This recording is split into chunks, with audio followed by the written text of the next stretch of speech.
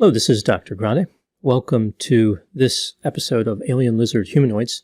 Tonight we'll be looking at the Superman curse. We'll start with introductions.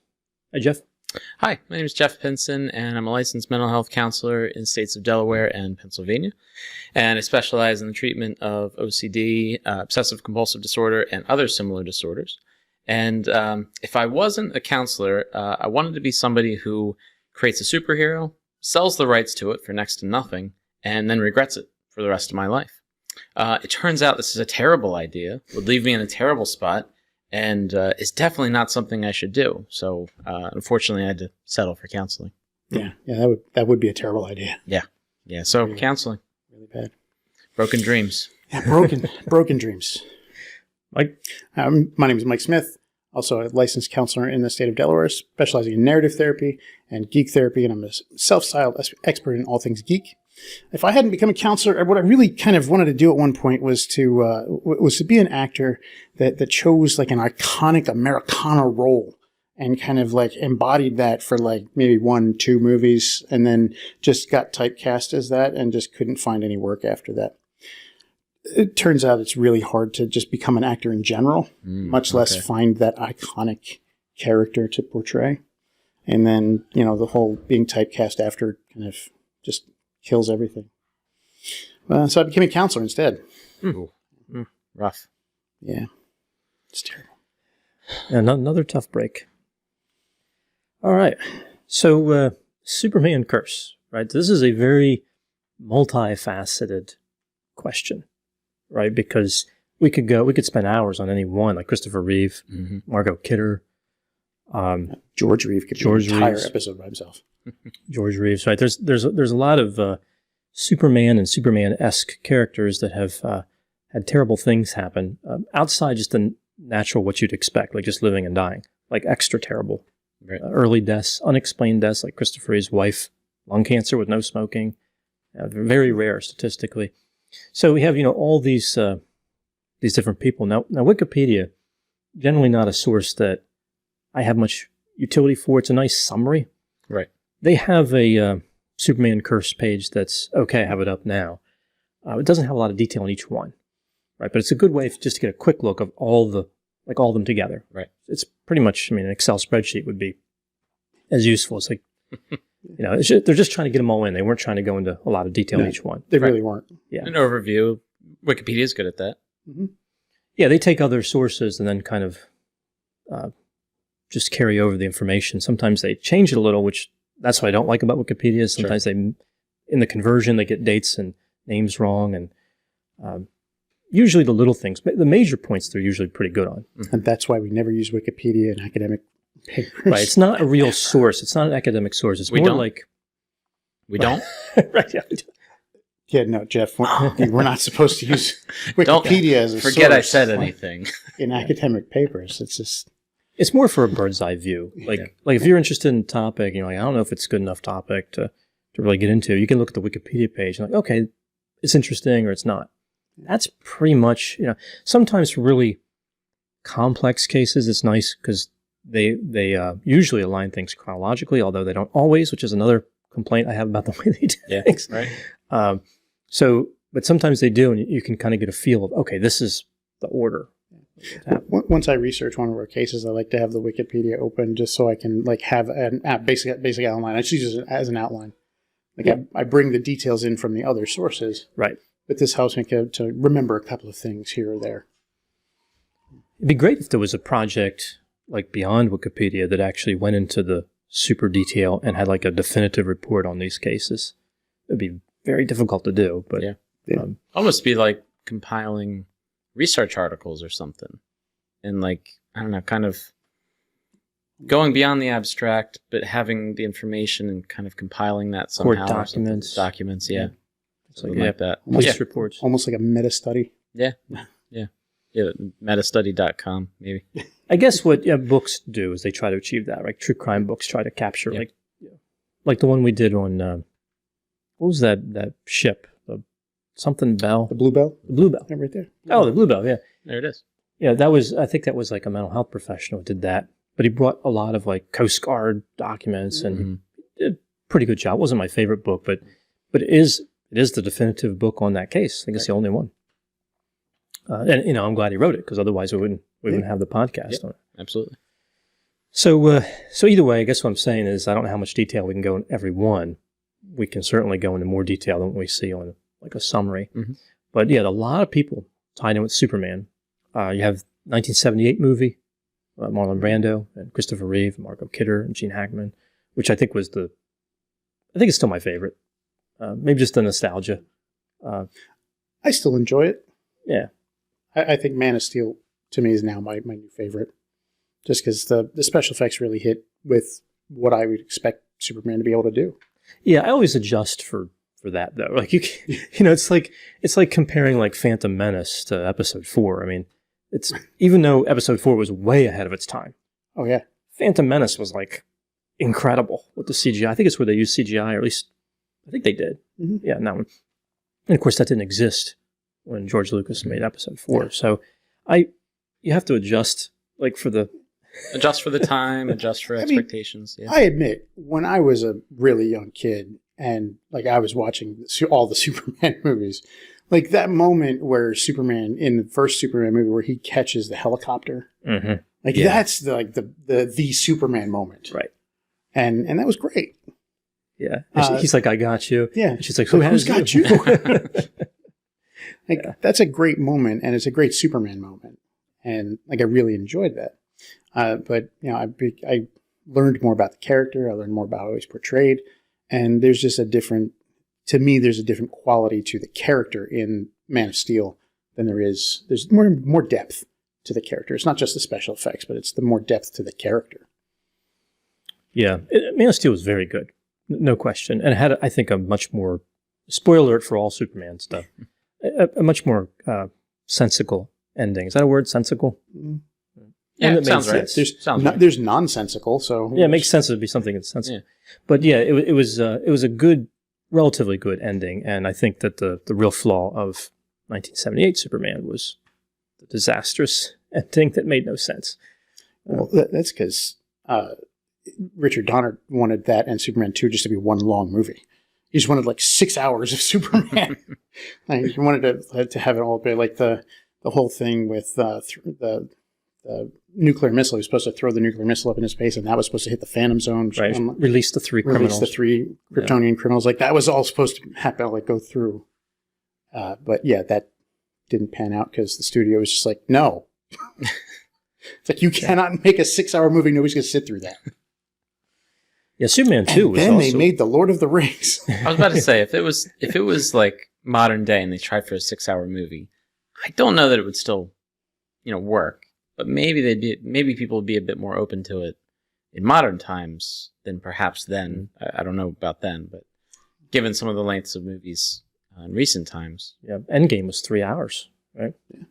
I think it just depends. I don't think a 6-hour movie is going to be a little bit much for audiences, but certainly like we're seeing 3-hour movies. Mm-hmm. And people like wanting them. The Snyder cut of Justice League was over 3 hours. I loved every second of it. Yeah, well, like Endgame, like I thought when I went to the theater to see that, I thought that I would be fatigued by the end of 3 hours. Like I'd be like, all right, I like Marvel a lot, but 3 hours. But I was right there to the end. Mm-hmm. In the last 45 minutes, that movie, all action. Oh, yeah. Like, that's just nonstop at the end. So like they left the most engaging parts, and you're just like glued to the screen. I mean, it depends on the audience, too. Somebody that there's like 3 hours, I was there for the whole thing, and I loved every second of it. I mean, would you say the same thing for 6 hours? If it was the right movie? If it was the right movie, I think I might. Yeah. And if it was paced right. And I think that's the thing, like with the binging on Netflix, like binge watching, people binge watch through 6 episodes of a thing in one afternoon. Oh, yeah. And there's but they'll balk at going to see a 6-hour movie. You're going to spend your time watching that on Netflix anyway. Maybe it just needs an intermission, and then you're good. Like 3 hours, and then 3 hours. Some of them have, like some of the longer movies in years past. Gettysburg had an intermission years ago. When that came out, they had an intermission in almost every theater. Like there was an intermission break in like a 15-minute. Yeah, they would put in. But part of that, I think, was because those were the days of actual like 35 millimeter film. Oh, and You The had to movie change was the so long to change it. that the reels had to change. Now, I worked in a movie theater in the early 2000s. Like in 2000, I was working in a movie theater, and I learned how to do the projection stuff. And so those projectors had these big platters that were probably just a bit bigger than our tables. And you build the reels all the way up on them, and then it runs through. But those movies, the Gettysburg movies specifically, it had so many reels, you couldn't fit it all on one platter. Like, it was just so big, they had to cut it. That's why it had to have an intermission. Yeah. Because they couldn't get it all on the standard platter. So they put the intermission in so that you could actually like rethread the movie through and pick up where you left off. That's incredible. And now it's all digital, so they don't worry about that. I remember hearing about people changing reels in IMAX, or for IMAX movies, and just how they'd like just be exhausted by the end of it, having to. I guess they're heavy. I don't really know. Maybe especially for IMAX, but just I remember seeing some pictures. Somebody was just so exhausted, just laid down on the floor after like finally we're done. I don't have to lift any more reels or any more things onto these platters, and so I imagine it's pretty difficult depending on the movie. Well, some of those, especially the IMAX ones, used big canisters. Like you put your reel into the canister and you lift it up into one projector and you drop it into place, and you wait, and then you get a cue on the computer and it tells you to switch projectors. And then you take the canister out of this one and you put another one in, and those are heavy because they're big, really massive. Right. Because it's bigger film. It's not the standard 35 millimeter; it's bigger. So yeah, they're heavy. They don't use the same, horizontal platter system that most of the other theaters I worked at used. So yeah, they're heavy. I imagine they are. So let's get us some summary here of the Superman products that we'll be connecting to with these different people. So I mentioned 1978 Superman, Superman 2, also a great movie. There was a Superman 3. It was all right. So that was one of my favorites growing up. It was also the only movie that ever like terrified me when I was like 6 years old. Right. The robot scene. Yeah. And Richard Pryor was also in that. Yeah. He did a good job. I think it was the plot of that one that I was still stuck on. But like shaving off, I guess it can happen, right? Shaving off the hundredths of a cent, whatever he was stealing. I mean, that can happen. I mean, there are whole other movies that are based on that premise. That's true. Like I think that was one of the first to use that premise, but there are other movies that are completely based on that. Swordfish, maybe with John Travolta. There's a whole thing Nicolas based Cage. on that. Yeah. So then you have Superman. I think it was Hugh Jackman. Nicolas Cage and Hugh Jackman.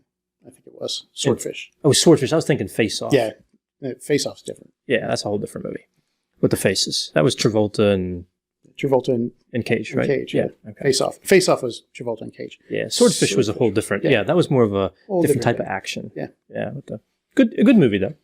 Good movie. So, all right, Superman 4. I'm trying to remember. Was that the Quest for Peace? Quest for Peace. That was the worst. That was the quest to get out of the theater as soon as you could. That was the quest for why did they do Nuclear Man? Was there another one after 4? Not with Christopher Reeve. Okay. And so then it goes to like some strange movies in between. We get to like the Man of Steel, right? Wasn't there like Superman Returns? There was Superman Returns, yeah. Just the one. Yeah. Yeah, and that was not good. I mean, I don't know. It was okay. It was all the yacht where he goes out into the yacht. Yeah. It wasn't great. There were some things I liked about it. I thought Kevin Spacey was a great Lex Luthor. Yeah. Picking up from Gene Hackman. But he nailed it in that respect. Yeah. But a lot of the rest of that movie was just awful. And there was some at least one TV show in between there. Was that The Adventure? Something Lois and Clark? Yeah, there was Lois and Clark, The Adventures of Superman. There was also Smallville. Yeah. There was animated Superman show from Warner Brothers, which is one of my favorite adaptations. Right, and then we get to Man of Steel. And was there one after Man of Steel? Superman versus Batman. Right. And Justice League. Justice League, yeah. Right. Was it Justice League where, not the one where, again, spoiler alert for all, Superman products, where he was dead and came back. Mm-hmm. They resurrected him in some unholy way. And the fast kid was like running around him. Yeah, the Flash. And he's running around him and Superman is just like, Yeah, that's my favorite moment from Justice League. Just like the Flash is moving like super fast, and Superman just like turns and looks at him like in real time. Right. And the Flash is like, "Huh? Like, how can you see me? How are you tracking me?" It's like, because he's Superman. See, I think that particular scene has an appeal to Superman and action movie fans, because a fan who's new to action movies would be like, "What's the deal? He's just looking at him." Like, yeah, you turn your head and you look at him. You have to understand, like, he's moving so fast, like, from his history, from the Flash's history, that no one can keep up with him. He's moving so fast that nobody should be able to even see him, and Superman's just like looking right at him. So effortless and just like it's nothing. Yeah. And that context is important to someone that's not familiar with it. You know, I heard you say that, Mike, and I'm like, okay, you know, and then you said the real time thing, and I was able to picture it like, wait a minute.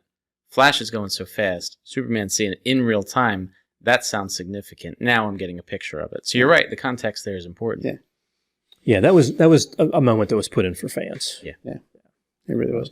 But prior to 1978, though, there was a bunch of different Superman production type things. There was, of course, George Reeves TV show in the 1950s. There was, I think it was a Broadway play at one point based on Superman. I think that might have been post-78 movie. But there were serials back in the 40s. There was a radio show. Comic books? Of course, comic books. Mm-hmm. Like the genesis of it, of the whole phenomena of Superman. Yeah. And like, I think the Superman curse is one of those really interesting things where the pattern machine that is our brains picks out that there's a theme and a connection between all of these different events and goes, it must be related. Must have some kind of meaning behind all of this pattern that we can see. Yeah. And not all of these curse elements involve death, right? So again, kind of looking at Wikipedia, the first one they list is Kirk Allen, right? Yeah. He died at 88. Now, that's usually not considered a tragedy. Like, it's not a real young, he died so young. How old was he? 88. Like, maybe if he was a Tolkien elf, that would be really young, but... but he wasn't 89. No, he wasn't 89. Cut short in his prime. Right. But his kind of curse element was that he was, it says here, relegated to voiceovers, commercials, and uncredited roles. Yeah. Right. So really reduced from where he was. Mm-hmm. And Kirk Allen was an actor in the 1940s. He did some of the serials movies, which I think... For a long time, Hollywood avoided doing series of movies, and if they did, it was the same title, and maybe the same characters, but completely unrelated storylines. Some of those old serials from the 30s and 40s, they were like continuous stories, and they worked really well. And we've kind of gotten back to that with the Marvel Cinematic Universe. Mm-hmm. We're kind of moving into serials again, which is great. Kirk Allen played Superman in some of those 1940s serials, which was really great because Superman was still relatively new then. Mm-hmm. It was first published in April of 1938. So by 42, I think it was just 4 years later, they were doing movies. That's how popular the character got that quickly. Mm-hmm.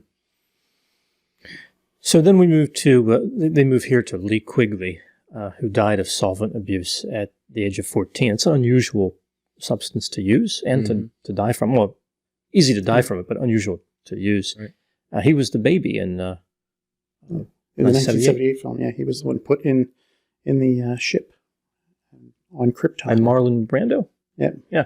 Mm-hmm. So then, I know this is a big one for you, Mike. George Reeves is the next one they list. Yeah.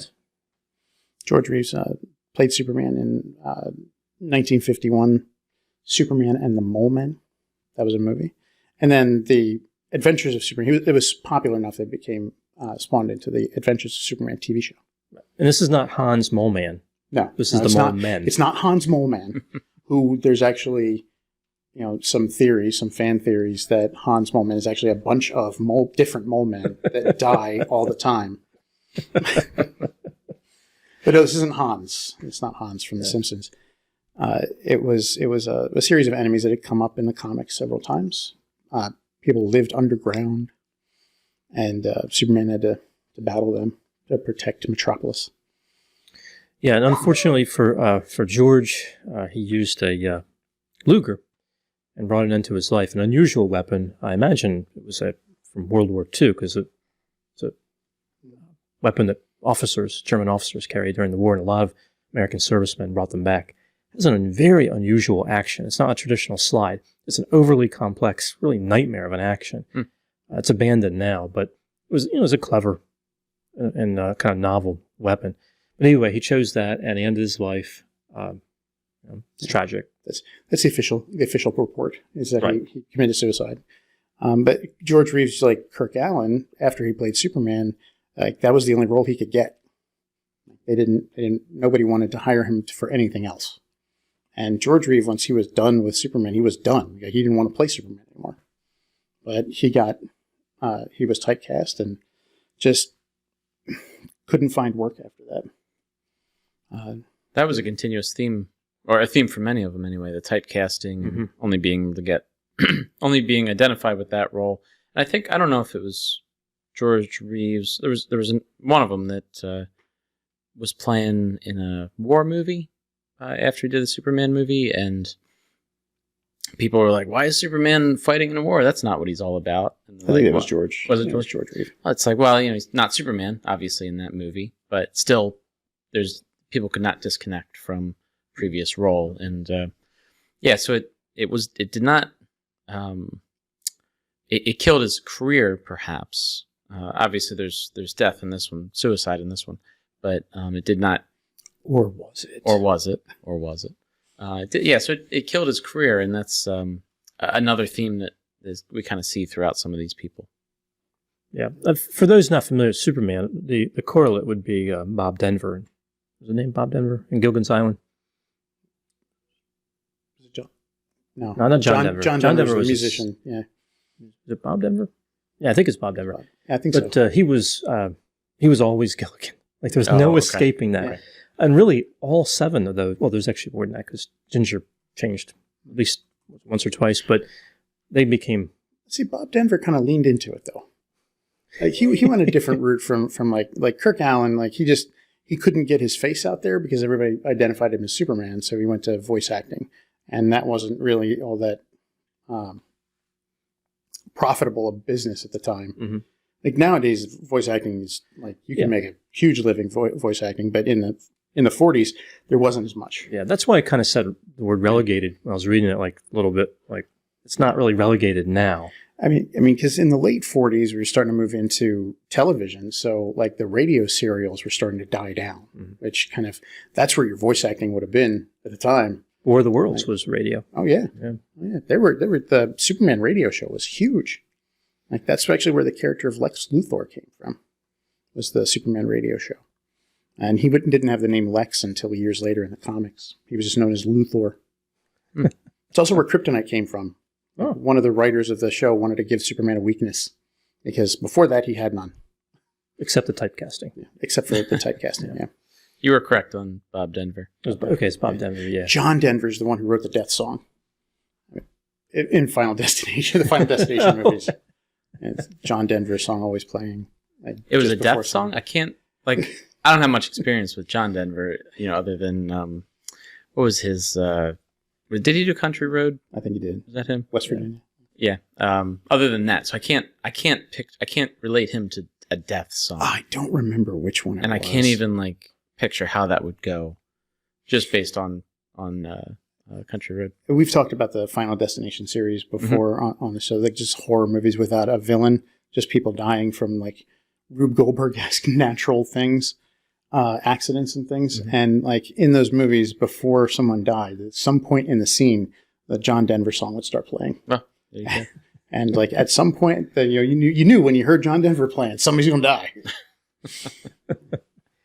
So I think this is a loose connection, but it was a famous skier, very famous. I can't remember his real name, but his nickname was Spider.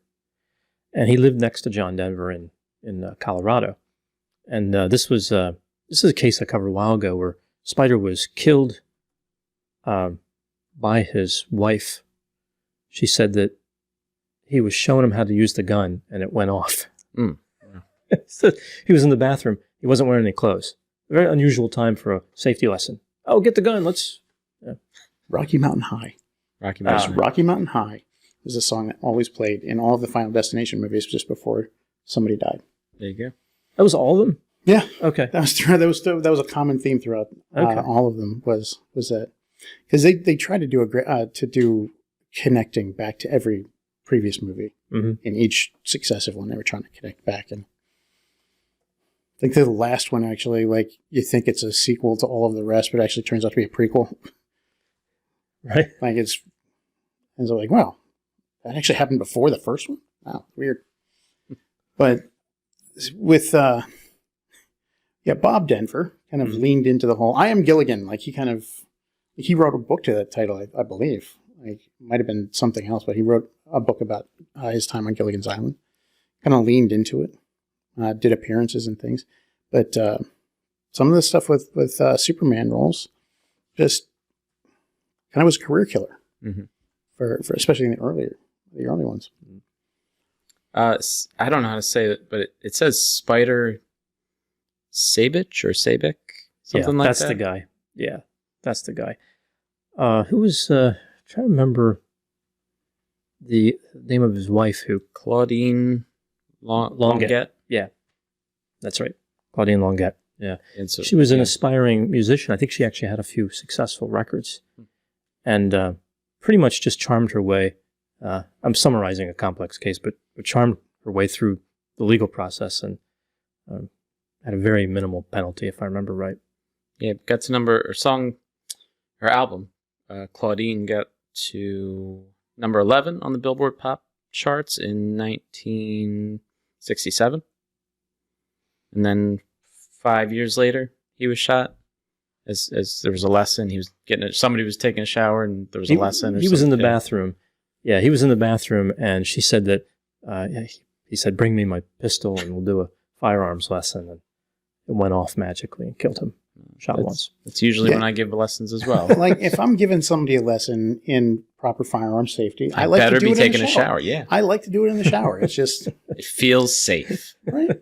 Nice and warm, and nothing could go wrong in the shower. Right. I mean, you got to assume there that there's water getting into the gun, and maybe there's a chance it won't actually go off. Maybe. I don't know. Maybe. Feels safer to me. That's all I'm saying.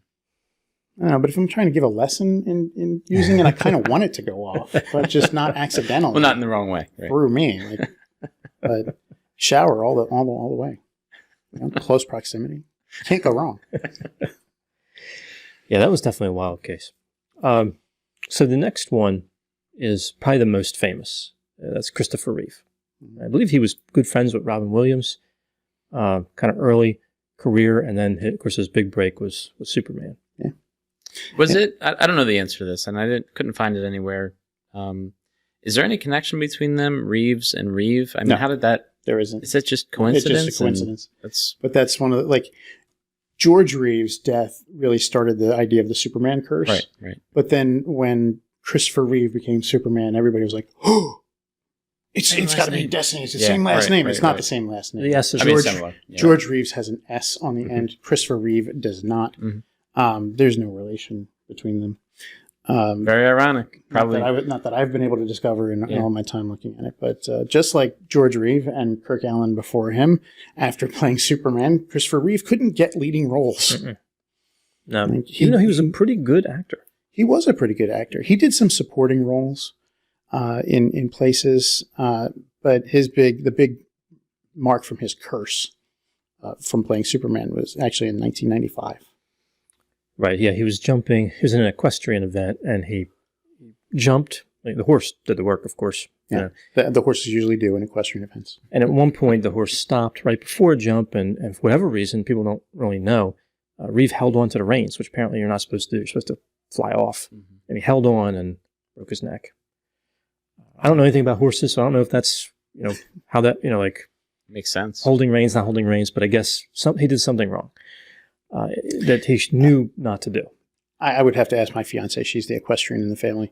But I imagine it's something similar to, if you're doing martial arts, the first thing they teach you how to fall. But if you haven't fallen in a while, it ceases to be a reflex. So if he as good as he is, as good as any equestrian might be, if they haven't fallen in a long time, the instinct to let go can fade, can extinguish. It's just a learning thing, from psychology. If you don't do a thing enough, you forget to do it. Mm-hmm. And that could be the explanation. If he was used to doing cross-country equestrian events. He did them long enough that he might have I haven't fallen in 10 years. So when the horse stops and he goes over, he doesn't have that instinctual or learned instinctual, let go. Right. But yeah, he fell and broke his neck and was paralyzed. Mm-hmm. Yeah, later he would die about 9 years later. And his wife died not long after that. About 2 years after that, Dana Reeve, from lung cancer, never smoked.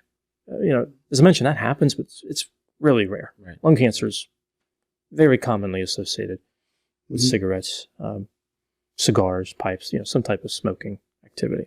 And as far as I know, she wasn't around any kind of other thing that's associated with lung cancer, pollutants, or anything like that. I don't think anybody knows of. Yeah, it was very odd. One of the spookiest Superman curse connections, again, is that shortly before he died, I think in a year or so before he died, he was once again involved in Superman productions. He had a role on Smallville, as a side character, and he was on there in the wheelchair, prepared as a character, and then in the middle of the story arc that included him, he died. Mm-hmm. And so there was a lot of the Superman curse buffs out there going see, it's the Superman curse. Mm-hmm. It finished him off finally. Yeah, Christopher Reeve really had a rough time of things. That was a really tragic case, and his wife. In the same movie, 1978, you have Marlon Brando. He had some, what was his trouble? Oh, his son. There was his son. Yeah. It feels a little tangential. Brando had an incredible career. Yeah. He was much more than just Superman's father or whatever he played in the Jor-El. Yep, Jor-El. Yeah. Yep. Played Jor-El. All right, so Margot Kidder, probably one of the most notable. I made a video about her I titled The Definitive Lois Lane, because she was by far the best Lois Lane. I don't think anybody comes close to Margot Kidder. She had I'd agree. Yeah, she had a good career, but she suffered from mental health issues if I remember right, it's been a while since I made the video, but I think they predated Superman. I'm pretty sure.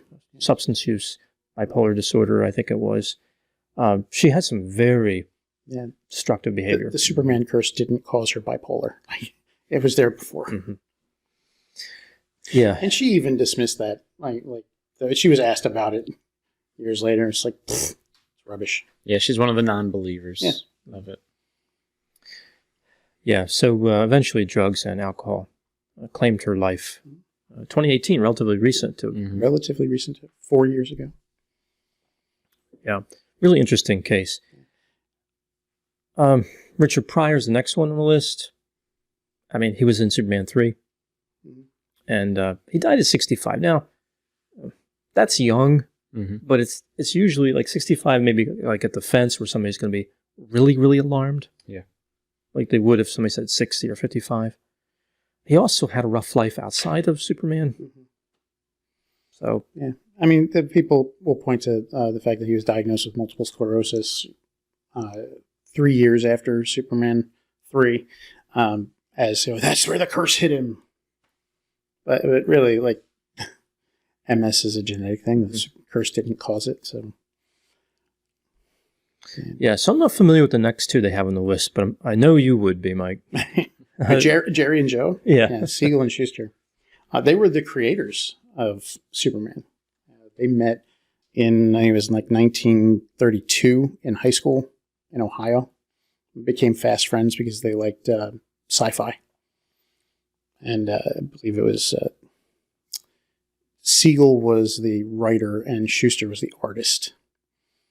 So Schuster would draw the panels that Siegel would write, and they would come up with the stories together for different things.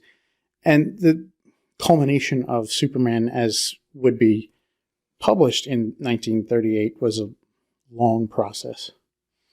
I think Jerry Siegel originally published or self-published a kind of small magazine called The Reign of the Superman, which had nothing to do with Krypton or Clark Kent or Kal-El.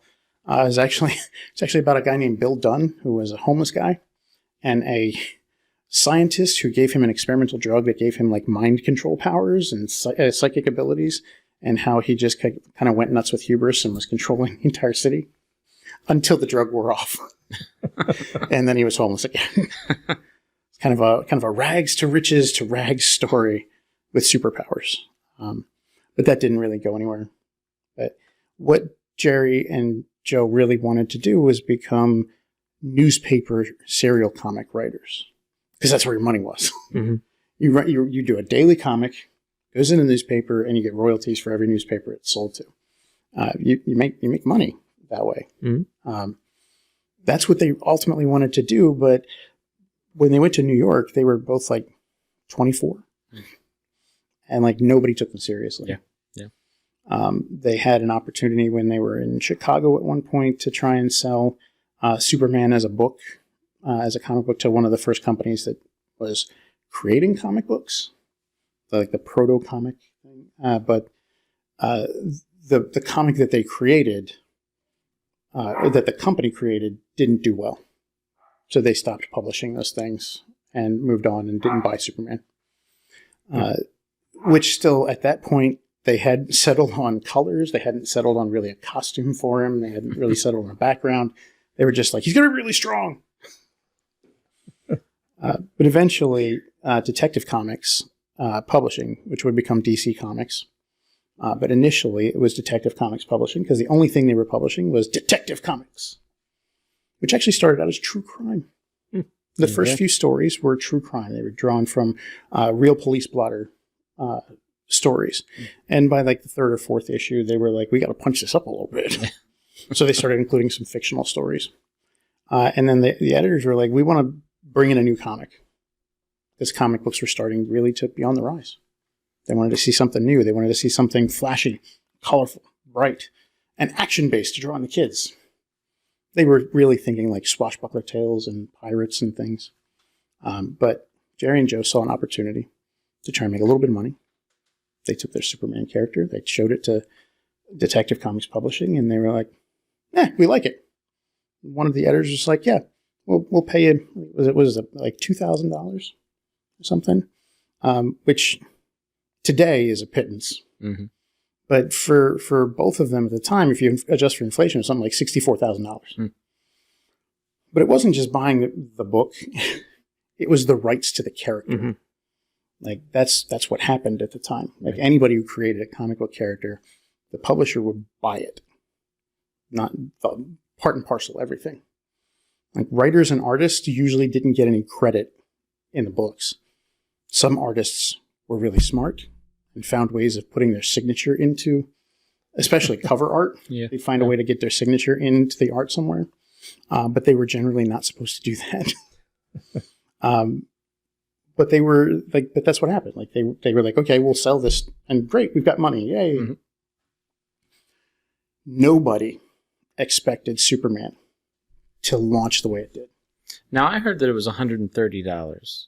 But I did initially, but I did just see something about 20,000 years later.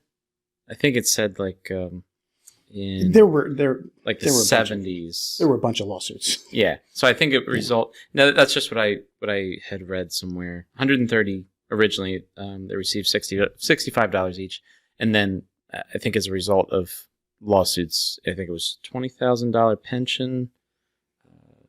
Granted, the pair lifetime pension of $20,000 a year. $20,000 a year, plus health benefits. I mean, what they made off of some of their other stuff was not inconsiderable. Like it wasn't tiny by any means.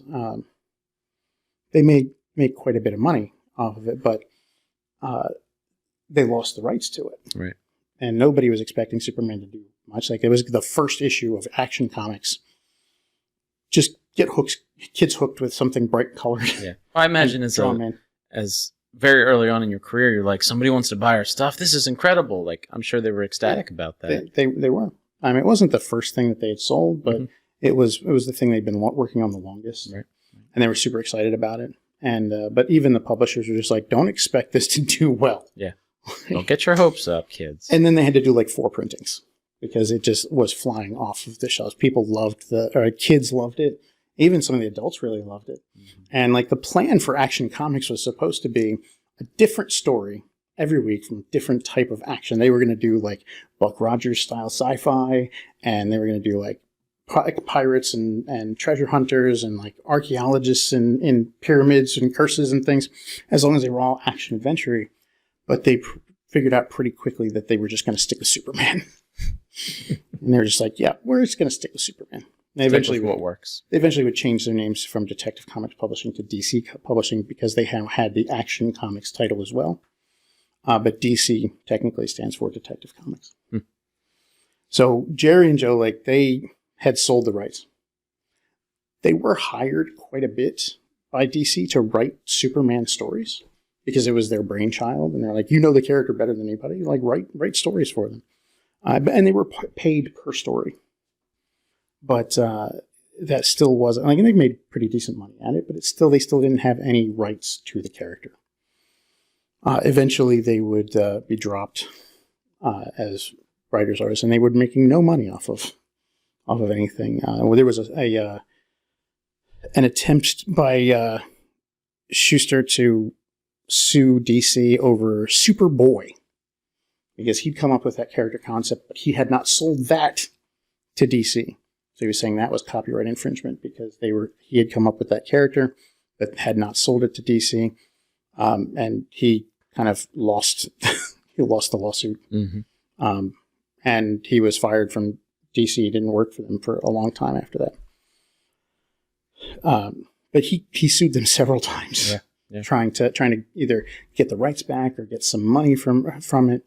And yeah, they eventually settled for that $20,000 a year.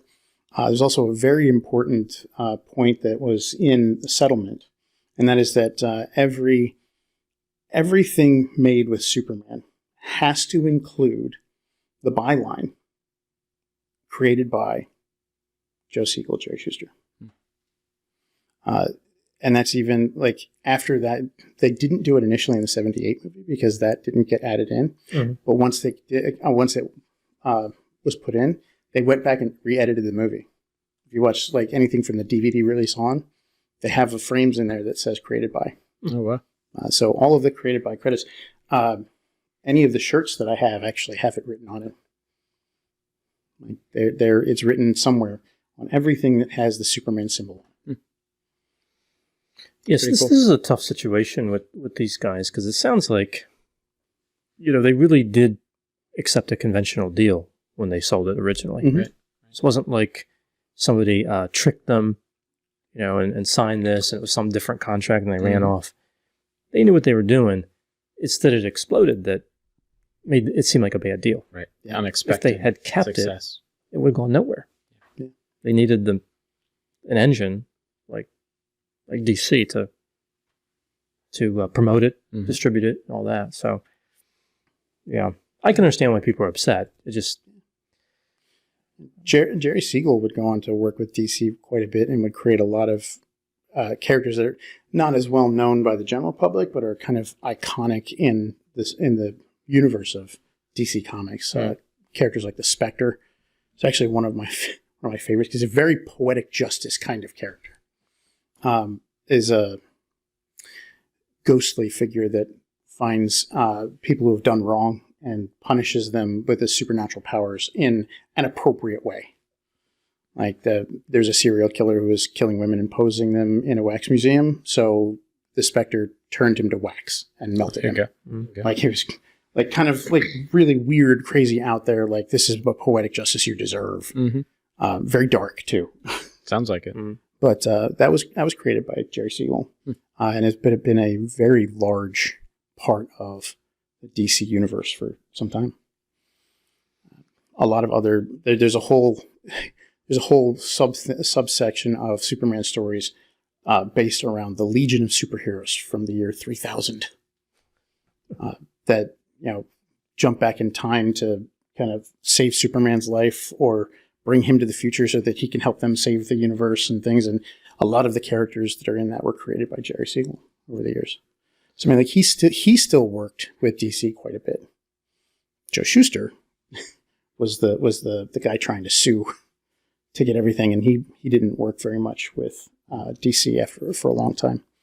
But he did work with Marvel for a while, but ultimately he ended up destitute, and even because I think he had died by the time they made the $20,000 a year stipend.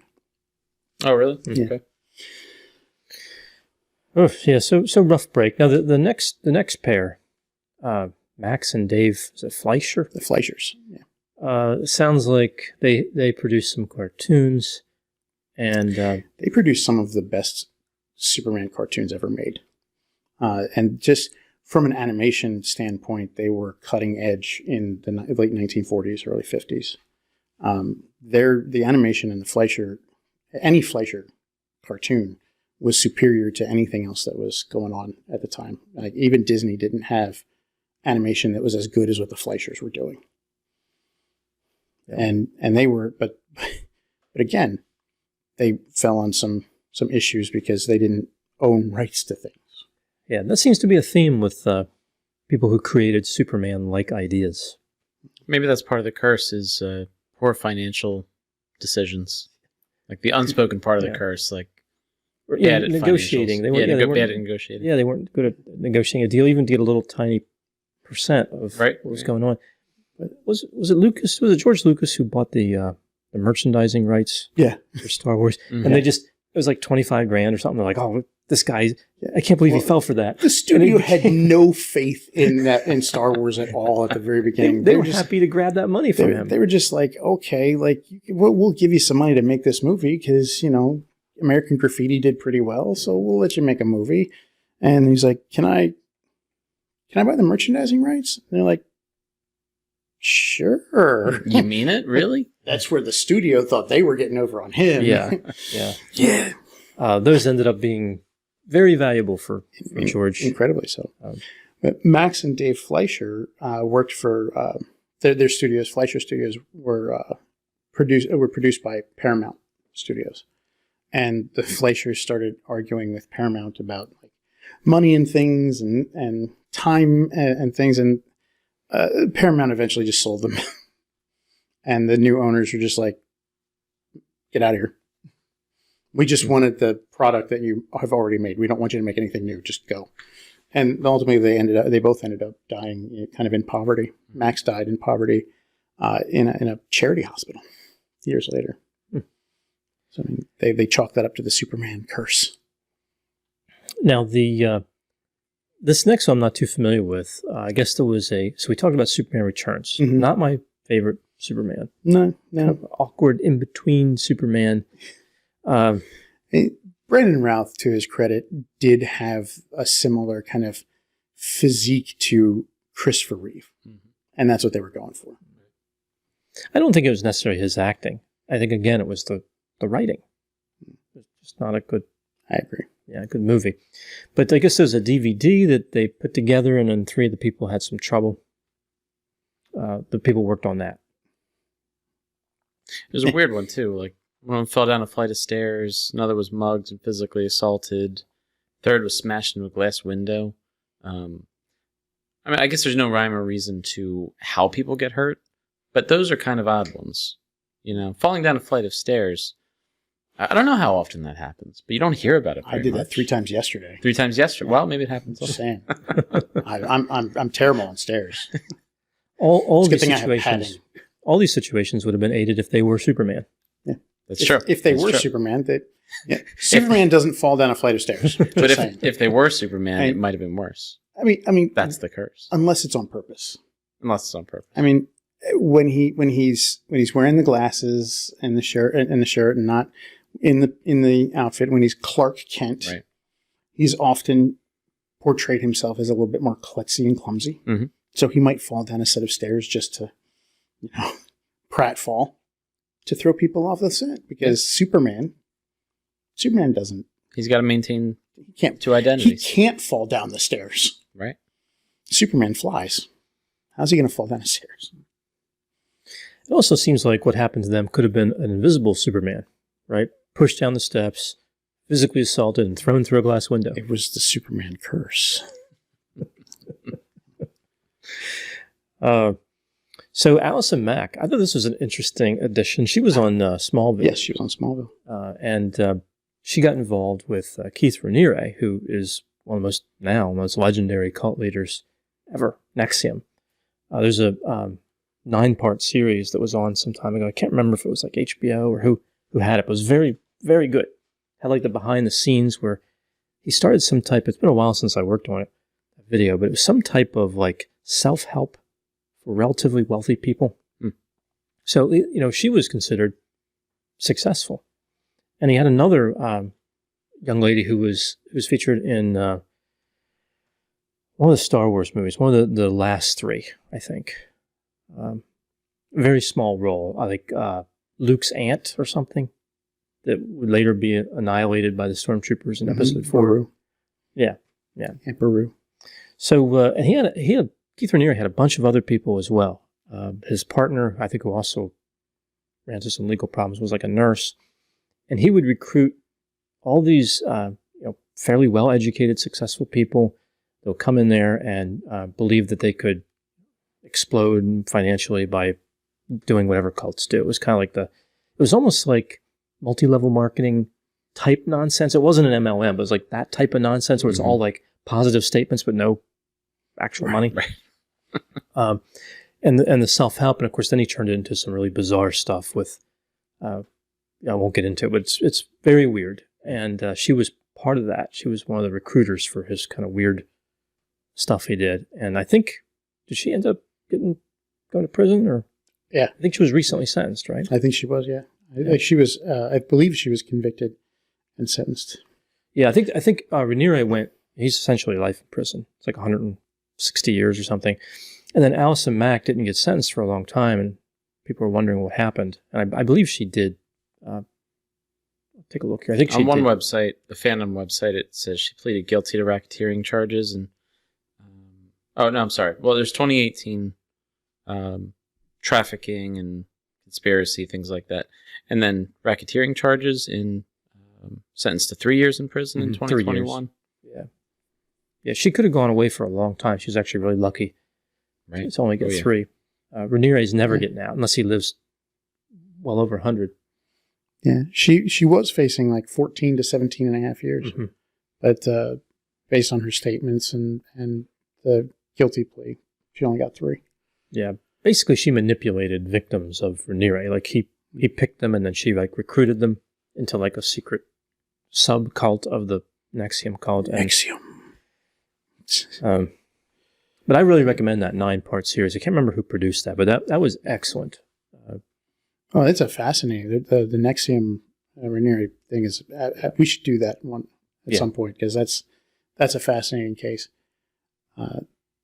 But Allison Mack, they said that her involvement with that was part of the Superman curse because she was in Smallville. Was it Seduced? Is that the name of the the 9-part series you're talking about? That doesn't sound familiar. Well, it's because there's one on. This is a 4-part thing, but it's on Amazon Prime. No, I'm sorry, it's on Stars.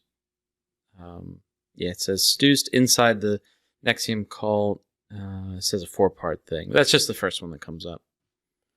It looks like there's a few of them because there's a whole. Which ones are worth watching with NXIVM documentaries? So it sounds like there's at least more than one. Yeah, I think. Oh, The Vow. It's HBO. The Vow. Yeah. Yeah.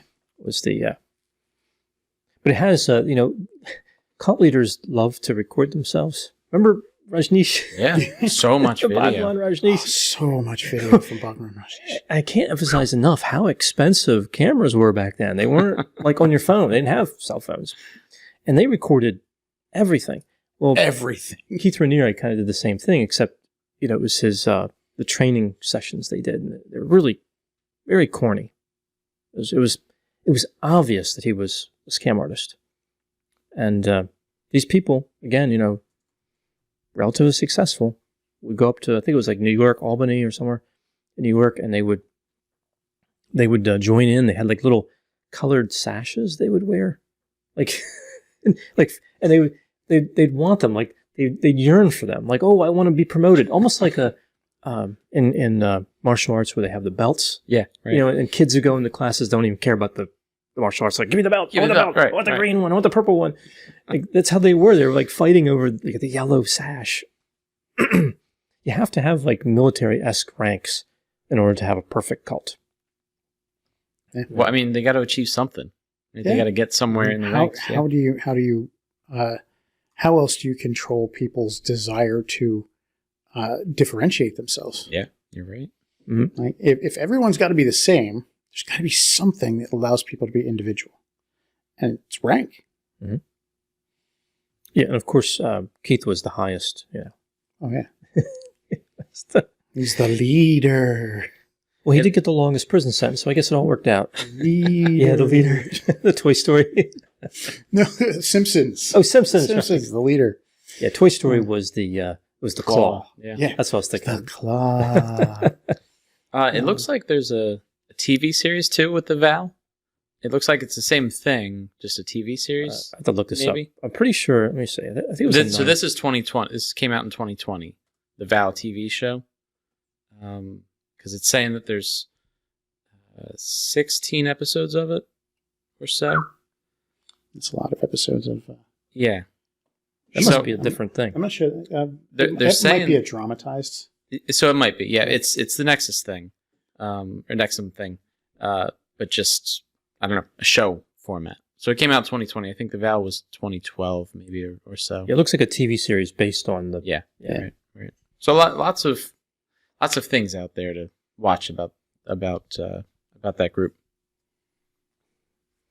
Yeah, that was one of those. That was one of those times when you're watching The Vow, or just studying that case in general, where you realize that intelligence is important, but it doesn't explain everything. Right? These were bright people who were like just doing things that didn't make any sense. And I'm like, do you listen? Are you listening to yourselves? But when they're caught up in the cult, they start to believe this fantasy nonsense, and that Ranieri was like some type of deity. I don't know what they thought, but. And of course, it's just all, they're usually mostly around the people in the cult as well. So like, it's just this continuous echo chamber of the same ideas not being challenged by anything. And that's only going to grow if that's all you're presented with. Mm-hmm. Yeah, that one was scary. So that is the last case officially connected to the curse based on the self-reports. But there's some other notable mentions they have here. There's a few I want to bring up. They say that Dean Cain, he's not part of the curse, but I mean, but really, what has he done since? Yeah, does he really have a great career? Is he the best one to say as an example of the curse not being real? Right. I mean, he's done some things. There's a lot where he's not actually associated with Superman anymore. Like people recognize him as Dean Cain, not as, oh look, it's Superman. That was the problem for Kirk Allen, George Reeves, Christopher Reeve. It was always like, hey, Superman, what's going on? But Dean Cain, people recognize him as Dean Cain. And I think he does a lot of things that are not Superman related. Mm-hmm. And he hasn't, had any major injuries or sicknesses or illnesses that have debilitated him. No major misfortunes other than the fact that he's Dean Cain. Right, that's what I was thinking. That is enough, right? That's like, I just, like, right? It's like, okay, you're Dean Cain. You got to be part of the curse because of but that was a punishment before he became Superman. That's true. It predated. It's like Margot Kidder predated. Right. Except Margot Kidder, of course. I think she was great, but Dean Cain, I'm not a big fan of. Brandon Ruth, you mentioned. Yeah. Nothing really special happened to him. I mean, again, he hasn't really had a great career outside of that. Although he was able to get in as Ray Palmer on the TV show, the DC Comics TV show for the Arrowverse on CW. And I think he did a good job in that role, but he reprised his role as Superman in a big story arc they did in one of the last things for that, called Crisis on Infinite Earths, based on a DC Comics story arc from the 80s. Is it a multiple universe thing? Or? Yeah. Didn't Spider-Man do that too with the Spider-Verse? Spider-Man does a lot of. Oh yeah. Spider-Verse. Into the Spider-Verse was an amazing story in the comics where they just grabbed like every iteration of Spider-Man ever put out there. And it just was wonderful because they had some panels in the comic where it's just like, okay, this is a Spider-Man universe set in where Spider-Man's in like the newspaper serials, like 3-panel serials, and it's like super like black and white Spider-Man, just like, and like Spider-Man from the regular universe is just like, this dude's weird. And like the anime Spider-Man brought in, like, it was wonderful. And then they did a movie that an animated movie that brought several of them together, but not as many as that comic story arc did. That's funny. That was crazy story arc. But DC has been doing multiple universes for decades, probably most of the last century. And Crisis on Infinite Earths was one of their ways of. There's story ways of kind of differentiating modern comics, meaning post-1980s, from the Silver Age comics, which was where Superman was God. In that, like, if I might have mentioned it before, if there was a thing that a human being could do, Superman had a super version of it. Like Superman had super whistling, super ventriloquism, and like, super chemistry set, and he had the super dog, and this. I mean, he still has the super dog. Crypto's amazing, but there was a super horse. Why not? A super horse, super horse actually. But the Silver Age was just weird because that was a time where all the comics, like every individual comic, was its own just unique set of stories for the character, and none of them interconnected. And then in the 80s, they were just like, let's make coherent stories that go over arcs and build a character. And so Crisis on Infinite Earths kind of was to differentiate between, that's the old comics and this is the new, where we're going from here. Mm-hmm. So they drew on that for the CW series where they could just bring back all of these old actors. Tom Welling came back and portrayed Clark Kent in that series as well. Brandon Routh. He's exempt from the curse, supposedly. Supposedly he's exempt from the curse. Brandon Routh, who played Ray Palmer, also reprised his role as Superman in there, which was funny because they would often do like little tongue-in-cheek jokes about Ray Palmer as Superman. Like they do every once in a while, they'd throw a little like Superman joke in, and it was funny. I see on another place here. They mentioned Kate Bosworth from Superman Returns. And I don't know if it's true, but this website says she blamed the curse for some misfortune in her personal life as they were filming. It says that her relationship with her boyfriend at the time, Orlando Bloom, became strained and they broke up while she was filming.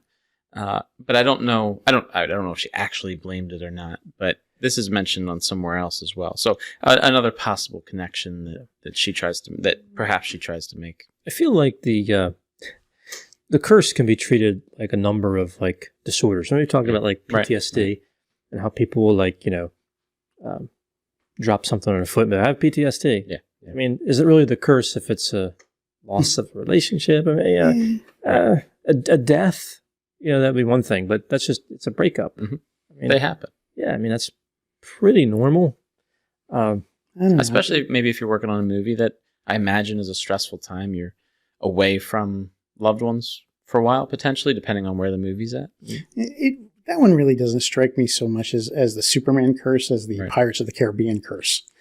I mean, like she was working on filming Superman Returns, which was released in 2006. And Orlando Bloom was huge in the Pirates of the Caribbean series. He was also in, of course, Lord of the Rings series. So he was doing a lot of filming of a lot of different things. It doesn't surprise me that there were problems in that in their relationship. It's the Hollywood curse. Yeah, that's the Hollywood curse. That's the acting. I'm filming movies in New Zealand. Well, I'm going to be filming in Ukraine. How are we going to stay together? Right. Yeah, when they're interviewed, and not these specific people, but in general, when like A-list actors are interviewed, they're always like, "Oh, I love this. We're going on location. It's great. We've worked it all out."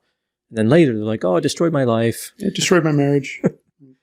Like, They don't want to risk being kicked off the production, I guess. Yeah. The most famous Superman recently is Henry Cavill. Cavill, right? And he was known a little bit before Superman, but that was or Man of Steel, the movie. But it was a big break for him, very big break. Yeah. He does okay. Right? He doesn't believe in the curse. He stated that outright. Yeah. He's like, it's just bad luck. People have bad luck all the time. Yeah. There's no curse. Yeah. I suppose that when you have a character that spans this long, you have a greater chance of bad things happening to people that were part of it. I mean, as opposed to a movie that just came out with a new character within the span of a few years. You know, if you had this many...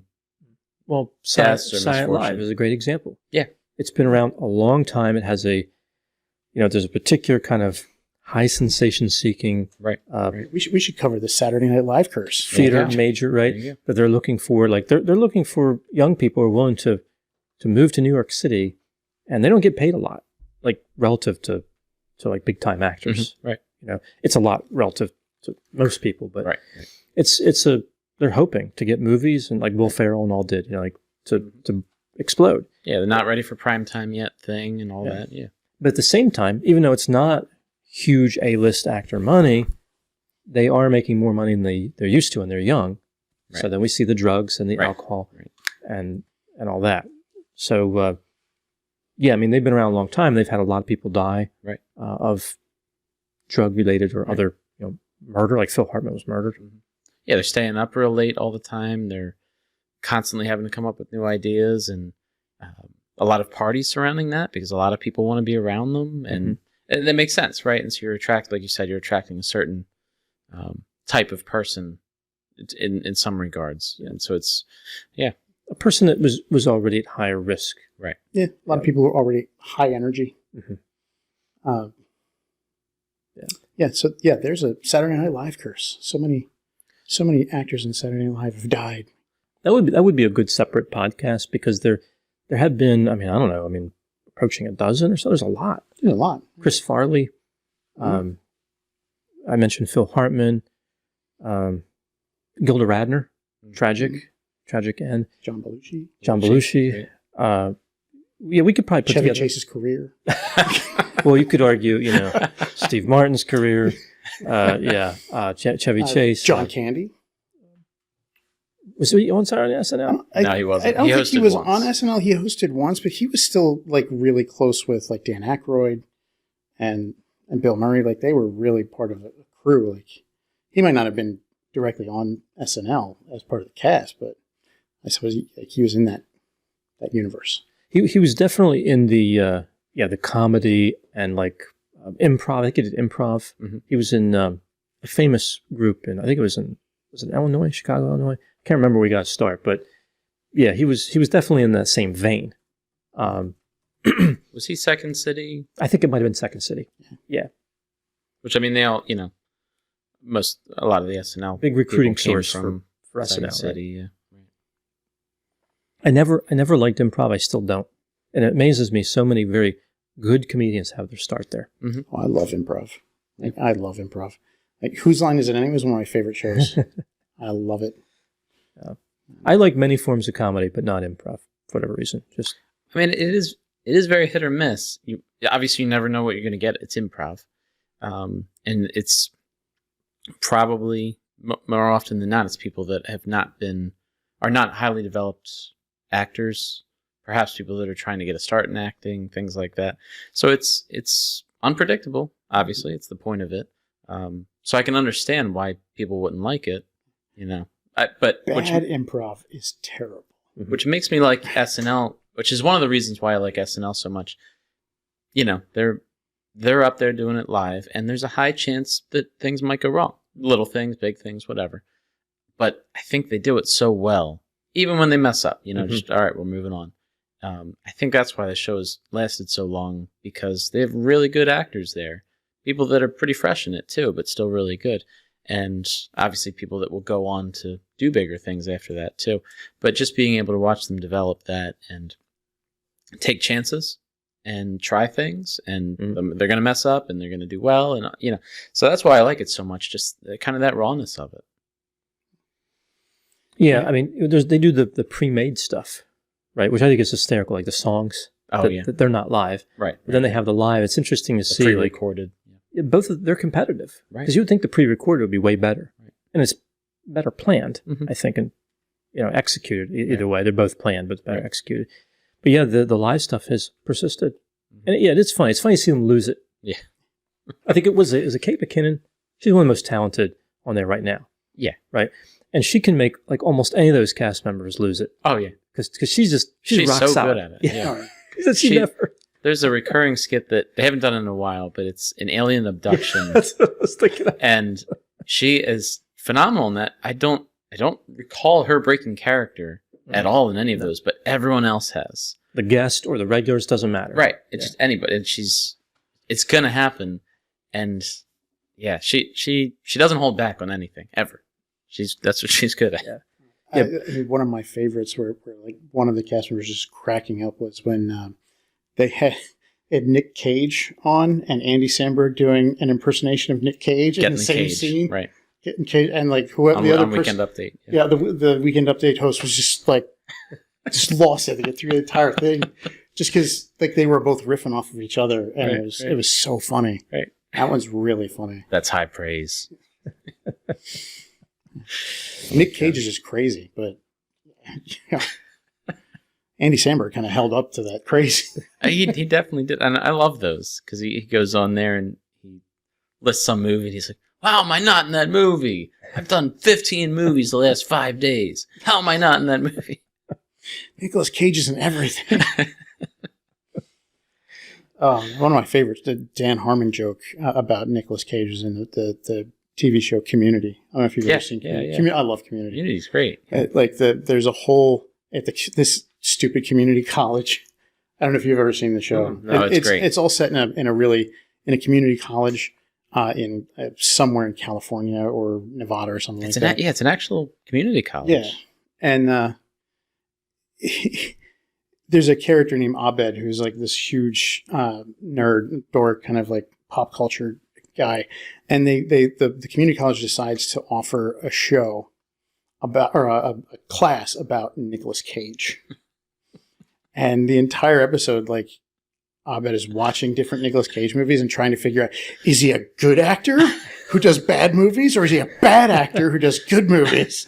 Like, it's got to be one of the other. Like, he's got to be either a good actor, great actor, or a terrible actor, and he just can't. Wasn't that the challenge from The Professor or something? Wasn't he like?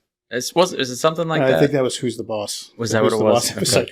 They did a whole thing about who's the boss, and the professor looks at Abed and he's like, "It's like, who's the boss?" He's like, "Angela." Like, it's an easy question, and like he spends like half of the episode like explaining why Angela was the boss and who's the boss, and the professor who wrote books on who's the boss finally says, "I'm defeated." Like that's hilarious. I love that show. Chevy Chase was in that show. Yes, like totally out of place, but that was the point. Like he's the older guy at this community college, joins in with the study group, and very eclectic show. Very out there most of the time, but hilarious too. I actually had a client not too long ago reference the Dark Timeline, and he didn't give any background. Like he didn't prompt it or anything. He's like, "Sometimes I feel like I'm in the dark timeline, the darkest timeline." And I was like, "Wait," and I had to go back. I was like, "Did you mention the Dark Timeline? Like, are you referencing Community there?" Did you just reference Community? Yeah, I did. And it was it was a great show. That was great because that was just a whole thing in Abed's mind about like probabilities of things happening in different ways, and like in one of the things it was the darkest timeline because like people got really hurt and injured, and like he turned evil, so he cut out a little like goatee out of felt and like put it around his mouth because in the evil universe the person has a goatee. Like, all of the people have goatees. They have to. That goes back to Star Trek, with the mirror universe, like the evil Spock had a beard on, I think the goatee. So we'll have to look at SNL curse for a future. Yeah. That would be a good one. And we mentioned the Kennedy curse someday. Would be good too. All right. So we'll wrap up the if I can just add one more thing. Yeah. I don't know if these are true or not. So this is the Superman wiki page on Superman, the fandom website. They mention 2 others. They say that Ashton Kutcher screen tested for Superman Flyby. And I don't know what that movie is. No, It doesn't even seem real. Didn't come to fruition. Didn't come to fruition. Ultimately decided not to accept the role, citing the curse as one of the reasons why, but also scheduling conflicts with that 70s show. And fearing being typecast, which makes sense. That happened before. So I guess he's a believer in the curse. You know, I can't imagine Ashton Kutcher being in a Superman movie. Like, with his acting, I just can't picture that. It's like Ben Affleck being Batman. I don't know. Some of Ashton Kutcher's later stuff, like when he was on that 70s show, I'd have been like, maybe Jimmy Olsen, but not Superman, not at all. But, you know, I was kind of against Batfleck for a while, and then I saw him, and I was like, I actually kind of dig it, because it was reminiscent of the Frank Miller's The Dark Knight. Kind of drew in the grittier, darker, like older Batman, which I kind of liked. I pick on him. I don't think he's terrible in that. He's been terrible in many other things. Yes, and I think I can't get away from that. Like there was a time when Ben Affleck. I said this when Ben Affleck was on his rising, thing that Ben Affleck is good in roles that are written for Ben Affleck. Mm-hmm. Yeah, like in Good Will Hunting, he wrote the role for himself. Yeah. In the movie Jersey Girl, it was written by Kevin Smith for Ben Affleck specifically, and I thought he was great in that. But movies that weren't written for him, it's kind of like hit and miss for a while. Paycheck was just that, just a paycheck. But which was appropriately named. It was based on a Philip K. Dick story of the same name, which was actually a really good story. And the premise was great, but the execution was terrible in that movie. And Affleck was one of the reasons why. But he took a break for a while there. Mm-hmm. And then when he came back, he started doing the writer-director thing. And was it The Town, I think, where he came back, and it was the crime drama. Was it in Boston area? Boston, South Boston. It was bank or armor car robbery. Armor car robbery. Yeah. That was a good movie. I really liked that, and I liked Affleck in it. And then he did Argo right after that, which was Argo's all right. Was pretty good. Mm-hmm. I just think he became a stronger actor when he came back. Yeah, he's not actually too bad, but yeah, there's certain role. I don't know about Batman. I'm still mixed on him being Batman. The other one they mentioned here is Josh Hartnett, and I guess he rejected the offer to play Superman in Superman Returns, and he didn't specifically say the curse, but he says, "I didn't want to be labeled as Superman for the rest of my career." So, at least 2 people, according to this website anyway, that potentially at least thought of the curse as a reason for not doing any kind of Superman movie. He was in Black Hawk Down, right? Josh Hartnett, I believe so. I think so. Yeah, he was in a bunch of stuff. Yeah, he was in one of my favorite movies with Bruce Willis, Lucky Number 11. It's actually a really good movie. Pearl Harbor, Black Hawk Down. Lucky Number 11. It's a tough one to say. Schleven or Slevin? Slevin. Slevin Kleber. Yeah. It's actually a really good movie. Well worth watching. Okay. You know who else screen tested for Superman at one point? Nicolas Cage. We're talking about Nick Cage. You have to mention the fact that he screen tested for Superman, that a Superman movie that never came to fruition. Thank goodness. Because it was a time that there's a Kevin Smith. I love Kevin Smith. He's an amazing writer, director. Most of the stuff is comedies, funny stuff, but he's done a couple of like really serious movies. Red State was a really serious movie that I thought was phenomenal. He took a hand at horror in Tusk, walrus horror thing. It was weird, but he talked about in the early 2000s he was called upon to try and do to write a script for Superman. And met with like the ultimate producer who kept giving him notes on things and didn't know the character of Superman like at all, but was gonna make this movie. And like at one point, someone was like, "I want a giant spider. I want Superman to fight a giant spider." And like that guy would actually go on to make Wild Wild West with Will Smith and the giant spider. Oh, that's really Giant mechanical spider. He got the spider in. He yeah. finally got the spider in, even though they couldn't make Superman. But yeah, That was a very creative movie. It was. yeah, It was very creative. Yeah, I don't know if I would say it was good, but creative. yeah. There's something to be said for creativity. Yeah, that's about the best praise I can give that movie. If Nick Cage was played Batman, would it be called would the nickname be like Cage Man, or because you guys were talking about the Batman and Batfleck, would it be Cage Man? Would it, Probably like Bat Cage, or Nick Man, Bat Crazy, Bat Crazy, Bat Cage Crazy.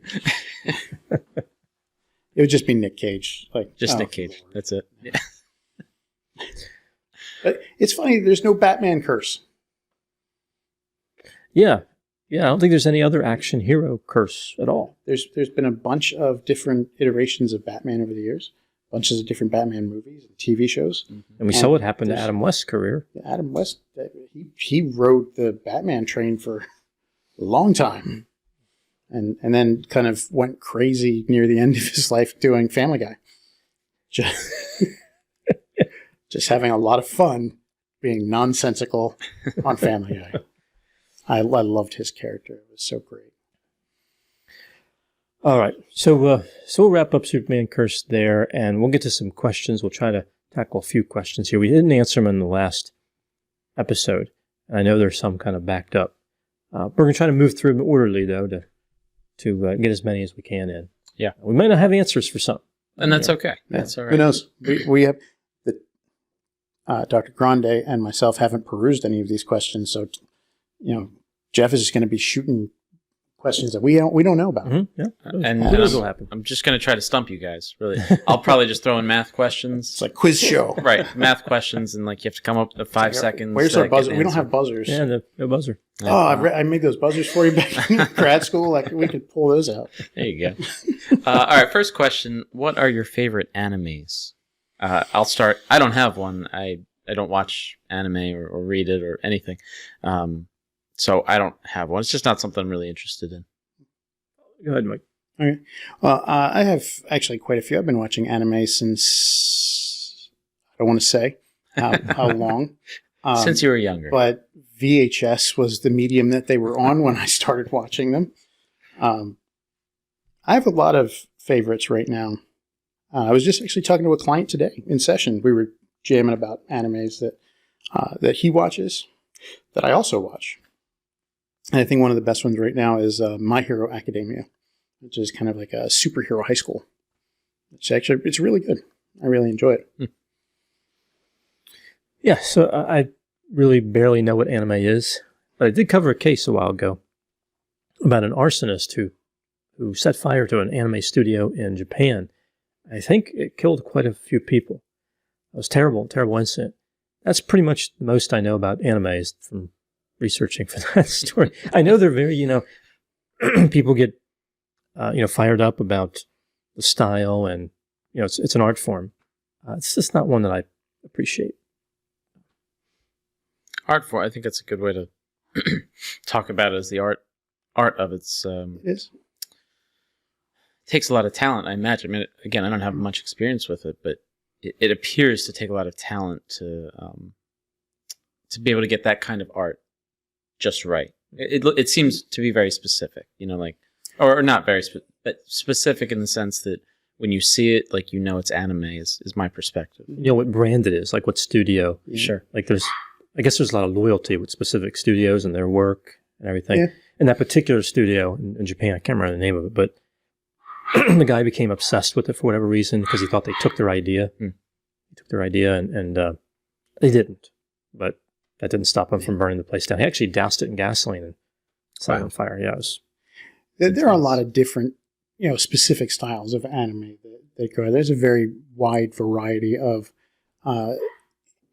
techniques and imagery that's used, but it definitely has the same flavor in general. Sure. And it's one of those that's instantly recognizable. and can be mostly of the time, easily differentiated from anything made in America, with the exception of stuff like Avatar, The Last Airbender, Sure. which actually made completely in the United States. And M. Night Shyamalan didn't realize that when he made the live-action movie of Avatar, The Last Airbender, because he said he was going to take it back to its Japanese roots. It doesn't have any Japanese roots because it was made in America fully. Like, it's not originally a Japanese production at all. That's just has the hallmarks of anime because the people who made it really love that style. So that's what they were drawing on. And we can hear Bella in the background. Mm-hmm. She's being very vocal today. She wants to answer questions too. She wants to be a part of it. Well, the show is named after her, so I guess it's a... She feels left out. Yeah. Right. Every once in a while, she's got to be. All right. So the next question is, what's one thing each of you wished you knew before beginning your careers? I don't know. I never really thought about it. Yeah. There's many things in this field that were surprising. I don't know if knowing in advance would have made much of a difference. I don't know. Yeah. I wish I'd known what a counselor was. Like, to be honest, I applied to grad school. I just applied to a master's degree that I could get into with a psych undergrad. I really didn't know the difference between a counselor and a psychologist and a psychiatrist and everything, like, until I'd been accepted to the program and was in the first class. I was like, okay, so this is what a counselor is. I was like, oh. I mean, I don't think it would have stopped me from Right. pursuing it, but I wish I had known that going in. I mean, you're right, though. Like, it's, for me anyway, I had a concept of what counseling was just from being a client, doing counseling myself. And so that's kind of what drew me into it, part of what drew me into it. And so that was my perspective. Like, this is what counseling is. Of course, my perspective now is much different, being a therapist. But, yeah, but it's, I'm sure you're not the only one, because I very similarly, like, you don't really know what that is until you're actually doing it, which is okay. Like, you have a concept of what it is, and that's why you're interested, I guess. Yeah. One thing that I wished I knew, I don't know. I did a few different things, and I guess ultimately I just wish I knew where that would end up, but of course you can't know the future. So I guess I wish I had some business skills, a long time ago, not even just recently.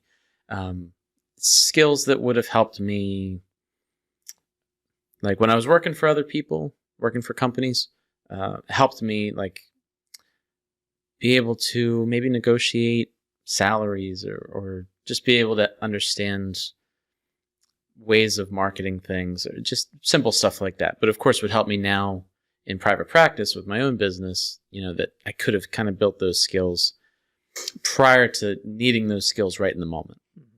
If we're talking about things that I wish I knew, after grad school, but before, I got my license and moved into private practice, there are two major things. One of them is I wish I had known about ProView and CAQH well before. Before I was like, I'm going into private practice. Okay, where's your profile on ProView? Like, Right. What?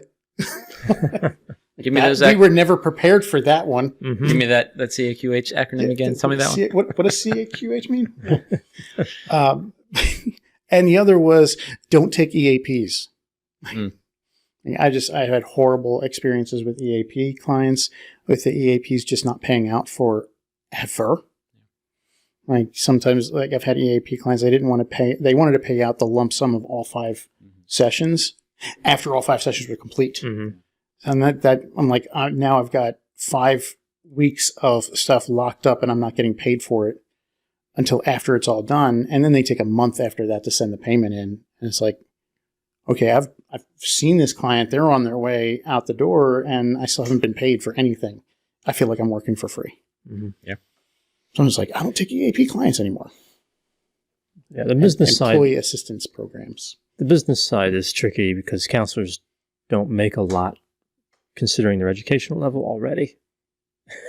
So yeah. If you're behind with the business side and you not tight with the practice, it can run away. Oh, yeah. And I've seen horror stories that are unimaginable horror stories of financial disaster. You have like a counselor seeing 35 people a week and only getting paid for like 10 or 11 because they're like, oh yeah, I'll get to it. They're missing deadlines to submit. They're not doing notes. Right. You really have to take the business seriously. Yeah. And think about, how am I getting paid for each and every client? And never assume that it'll happen automatically, because it won't. I'm glad I'm with the practice that I'm with, because they take care of all the billing stuff for me. I just have to make sure I get my notes in a reasonable amount of time, 72 hours, which is fine. I can do that. Yeah. And I see 30 clients a week, and they make sure I get paid for them. That's good. I don't have to worry about any of that. Yeah, if you can't stay on top of it yourself, then perhaps you need to either be in a practice where they take care of that, or hire someone to take care of your billing, or something. But it's easy for it to, especially with a reimbursement model, like with insurance companies. You might wait a week, 2 weeks, a month or so to get the money, and keeping track of all of that is a daily, daily thing, just to make sure you're staying on top of it. And Dr. Grande, you said, probably while we were in grad school, but definitely afterwards, you would often say how traditionally terrible counselors are with business skills, with money, stuff like that. Math, yeah. Yeah, we're compassionate people, right? That's part of our job responsibility, job skills. Math is not our strong suit. Right, math, and like kind of being the tough business person. You owe me money, and I need that. Otherwise, I'm not going to see you. Yeah, most counselors aren't like, you owe me some money. Right, bringing around the bat, hitting them at the knees. Yeah. We don't. Generally speaking, don't do that. Right. Generally speaking, don't employ people to do that for us either. Well, because we're bad at those skills. They'll pay. They'll pay. They'll pay. It'll be fine. Right. They're telling the truth about, why they didn't have the money this time. Right. They lie to me about everything else, but this time they're telling me the truth. They don't have the money. Yeah. I do think it's funny, though, that media portrays therapists as making tons of money. Yeah. Nothing could be further from the truth. Yeah. HBO has a show called In Treatment, which is actually a great show. If you want to know exactly what treatment is not like, if you want to know what therapy is absolutely not like, and what not to do as a therapist, watch that show. It's great. But both of the primary characters, as they transitioned to a different primary character when they brought it back from a 5 or 10 year hiatus. Both of the characters live in these really wealthy homes, and you get the impression that they're making $200,000-$300,000 a year.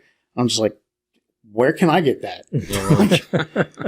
Maybe if I can move to Hollywood and become the therapist to the stars and charge $500 a session to the movie stars, right, then I could be making that much money. I think I could be, but generally speaking, the average is the average self-pay in the United States is $120 an hour.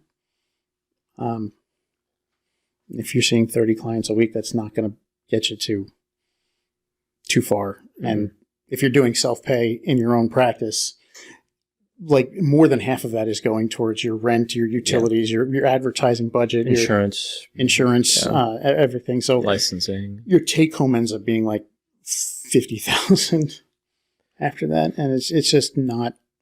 It's not a profitable business. But if you take insurances, you have to take what they're willing to pay. Yeah, it's very tough. I mean, it becomes linear, right? At some point where you can only see so many clients in a week without burning out. Right. So, if you run faster, you cover more distance in the same time. And it's not. There's no exponential.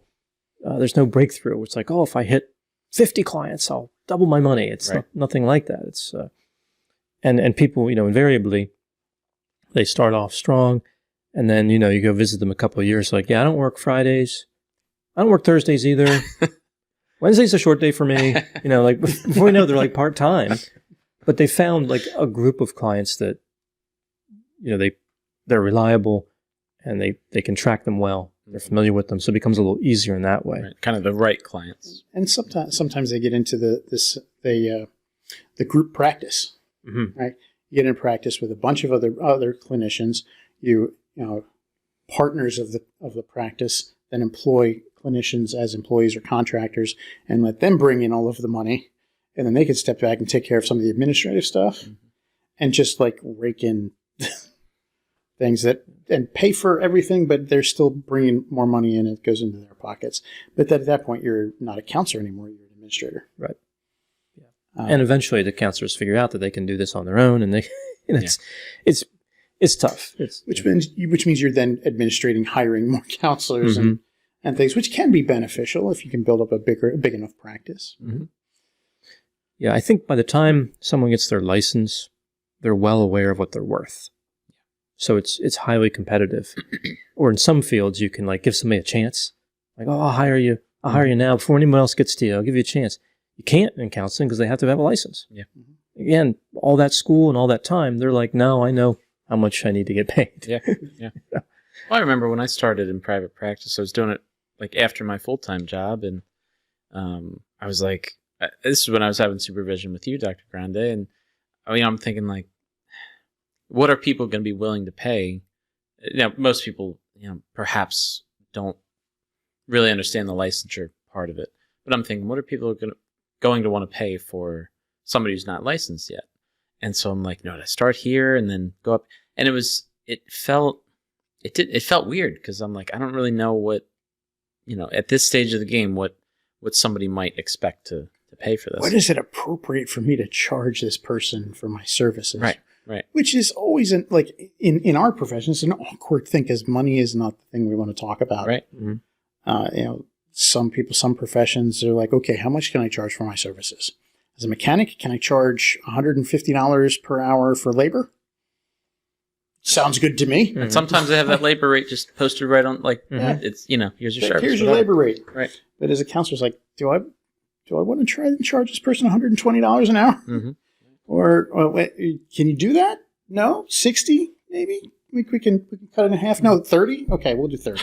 Yeah. And sliding scales are something that is very popular in our field that you don't really hear of much anywhere. Right. So, like, you go to the grocery store and be like, that bunch of bananas, I don't know. Can I get that on a sliding scale? Box of cereal? I don't even see sliding scales at, like, physicians' offices. No. And they're like, if you don't have insurance, well, here's our fee. Can't pay it? Going right to collection. There's an urgent care down the road. You can go there. Even the urgent care is like, you don't have insurance? Well, this is our fee.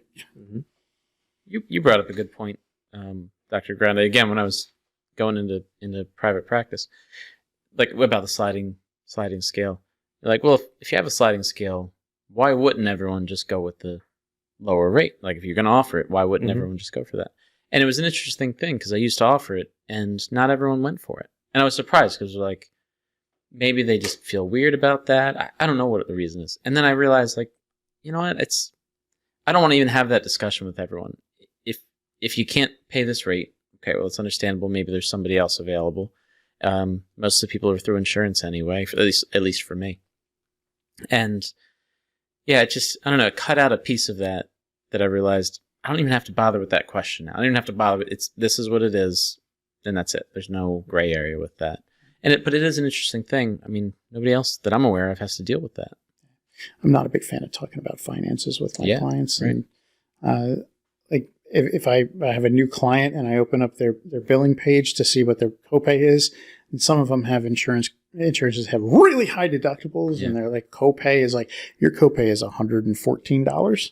I'm like, did you know you have a really high deductible? And it's $114 for you to sit here with me for an hour. And, most of the time they're like, yeah, I know, we'll get that paid off and then it'll be free. It'll be nothing. And then I have a lot of other clients who are just like, their copay is like $15 and they're like, yep, take it. Not a big deal. Charge it. Not a big deal. And I have very, very few self-pay clients. And I'm lucky. I have one self-pay client that I started seeing like when I first started in the private practice, that his rate has never changed. And it was $75. And it has never changed, and I will never change it. It's a good deal for him. Because it is a good deal for him. And he's perfectly fine with that. Every time he comes in, the first thing he does is like, charge the thing. You better not change it. No, it's not. It's not even that. He's like, he knows that if I don't do it immediately, I'll forget about it. Oh yeah, because I will. And if I don't do the administrative stuff up front, I forget about it. And like, because we'll get into the conversation, and I'll be like, "Oh, our time's up. See you later." Right. So the first thing when they come in, they sit down. They're like, "Do the charge of the thing," and I'm like, "Oh, right. Thanks for reminding me. Take care of that." And I do it, and then we're off on our conversation. Next question. Very good. Yeah, we went on that for a while. I mean, that's what we do. Right? That's what I wish I knew. What YouTube channels do you guys subscribe to? Well, obviously, Dr. Grande's channel. Right. It's an important thing. It's an important one for us to be subscribed to. And a meaningful one too. Yeah. It is. Congratulations on 1 million subscribers. Very huge milestone there. Wow, I didn't realize. Last time I checked, it was like 800,000. It definitely went up fast. Yeah. But congratulations. Thank you. Yeah. Let's see. Subscribe to. I got mine up if you want to think about it. Go ahead. I was just looking at literally just looking at the ones. So I subscribe to the International OCD Foundation, IOCDF. They put out a lot of good stuff. Saturday Night Live, I just like seeing what they come out with. There's one called Project Farm, and really good channel. It's a guy who tests a lot of different things, tools and engine, chemical, oil and stuff like that. Just a lot of really interesting. He does a lot of really good, solid tests. His videos all move forward very quickly. Really good. I really appreciate that. I have a friend that does a homeschooling channel. What is the name of her channel? I can't say it. Home with Mama Yaya, a friend of mine. So I appreciate, being able to support friends. Similarly, another friend that has one called The Heavens Declare. It's like images of the sky. He does a lot of photography stuff with, taking pictures of the sky. All kinds of real funny channel. And on the other side of that, there's ones that I like that have woodworking things. So there's one called Blacktail Studio, and it's a woodworking guy. Just has a channel around it. Makes a lot of really incredible stuff, and just seeing the techniques and the kind of things that people can do that really I could only dream of. I really like watching those things and just seeing what people can do. Sometimes with not the kind of machinery that they need to do that, but just how creative people can get taking this piece of wood that maybe they paid $100 for and turning it into this, $3,000 table, stuff like that. So there's a lot of really creative people out there. So that's last one. Another friend of mine, Evan Bradley. He does music transcriptions, like song, guitar tablature and stuff. So that's all. Those are the highlights of the ones I follow. So kind of a lot of different ones, but ones I appreciate seeing a variety of things. A lot of mine are pretty dorky. There's one called One Shot Questers, which is a single guy who does skits about D&D and playing D&D and D&D classes and things. There's one called Man Shorts, which is again another D&D role-playing-esque type of skit show, kind of repeatedly. Although there's another show on that channel called Drunk Before Noon, which is just really weird. Because it's one guy who's obviously drunk calling his best friend to talk about some just off the wall thing that he did while drunk, which is weird. There's a channel called Z Frank who because he posts videos called True Facts about a bit of different animals, and while all the facts are very true, the videos are hilariously delivered and very well written. They do plenty of research on the animals, but they are hilarious to listen to. Plus, there's the Sad Cat Diaries and the Sad Dog Diaries. Oh, yeah. You've seen those ones? Yeah. That's Z Frank. He did that. Okay. He just released a True Facts video, 2 days ago, on proboscis monkeys. It actually was really interesting. Then there's this one's really weird, and my fiance turned me onto it, and I don't know why. I like this, but it's a guy called Nate the Hoof Guy, and it's trimming cow hooves. Oh God! I don't know why. I've seen those before, and because inevitably there's one. Some of them are, has some of them can be kind of disease, something in there, and it's I can't stand it. I don't know why I watch those. My fiance was like, "Here, you should watch this." I'm like, "Okay." For some reason, they're very popular. And then we went through like 5 different videos that night, and I was just like, "Okay, subscribe." I don't know why it's so fascinating. I think there's something satisfying about like just now this hoof is trimmed. Yeah. Like it's trimmed. This cow's going to feel better. It's going to be doing better. I don't even care about cows. Like I don't. And my fiance is the equestrian. She likes horses. She doesn't even care about cows. But we can't. But we try and find videos on like farriers trimming horse hooves, and it's just like this isn't right. I don't know. This is stupid. Like turn this off. Like put Nate the Hoof Guy back on. And then there's this like really obscure little channel, Bella Grande Media. I don't even remember why I subscribed to that one. Right. Unknown, never heard of. Yeah. It's only got, like videos going forever. Yeah. What are they even talking about? What are they even doing? What are they doing on that show? It doesn't make any sense. You guys have heard of it, apparently. The last one I have is Epic Rap Battles, which is just hilarious. Nice. But that's about it. That's the highlights of my YouTube subscriptions. Nice. So Epic Rap Battles, definitely. What I appreciate about that channel is I think a lot of people kind of dismiss it, like, all right, this is for really young people or whatever. They really pay attention to details with the production. Yeah. Like there was one with like Steve Irwin versus somebody, I can't remember, but there was like details they were bringing up. And I had researched a video on Steve Irwin. And I'm like, they actually did their homework. Yeah. Like it was Epic Rap Battles of History. They're great. And like what's great about them, like the first season was just like the 2 guys. And then like the second season, they started bringing celebrities in. Yeah. Which was really great because they had one that was Key and Peele. Mm-hmm. And that's one of my favorites. It's actually because it's Michael Jordan versus Muhammad Ali. That's one of my favorite rap videos on the Epic Rap Battles history. You can remember it was Steve Irwin. I think it might have been like Jacques Cousteau. Jacques Cousteau. Yeah. Okay, Jacques Cousteau. Yeah. And being somebody a bit older, I remember Jacques Cousteau pretty well. He's on TV all the time, and I'm like, they don't know anything about Jacques Cousteau. And they did. Yeah, they did. They do their research on that. Yeah, very, very good.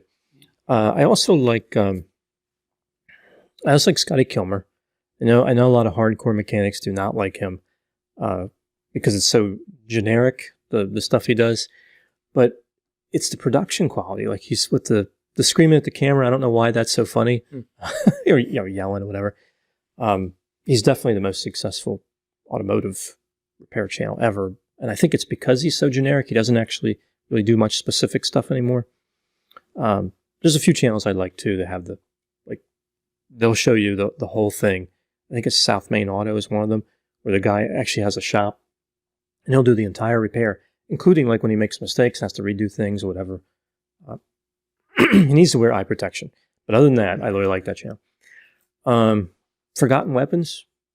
Guy's name, I think it's Ian, I forget his last name, but he'll take these obscure rifles, all types of weapons, pistols, bazookas, flamethrowers, whatever, cannons, and he'll effortlessly provide details on them. Like he clearly must research. He can't memorize all that, but he knows it so well. It just flows. It's incredible. Really, really good. And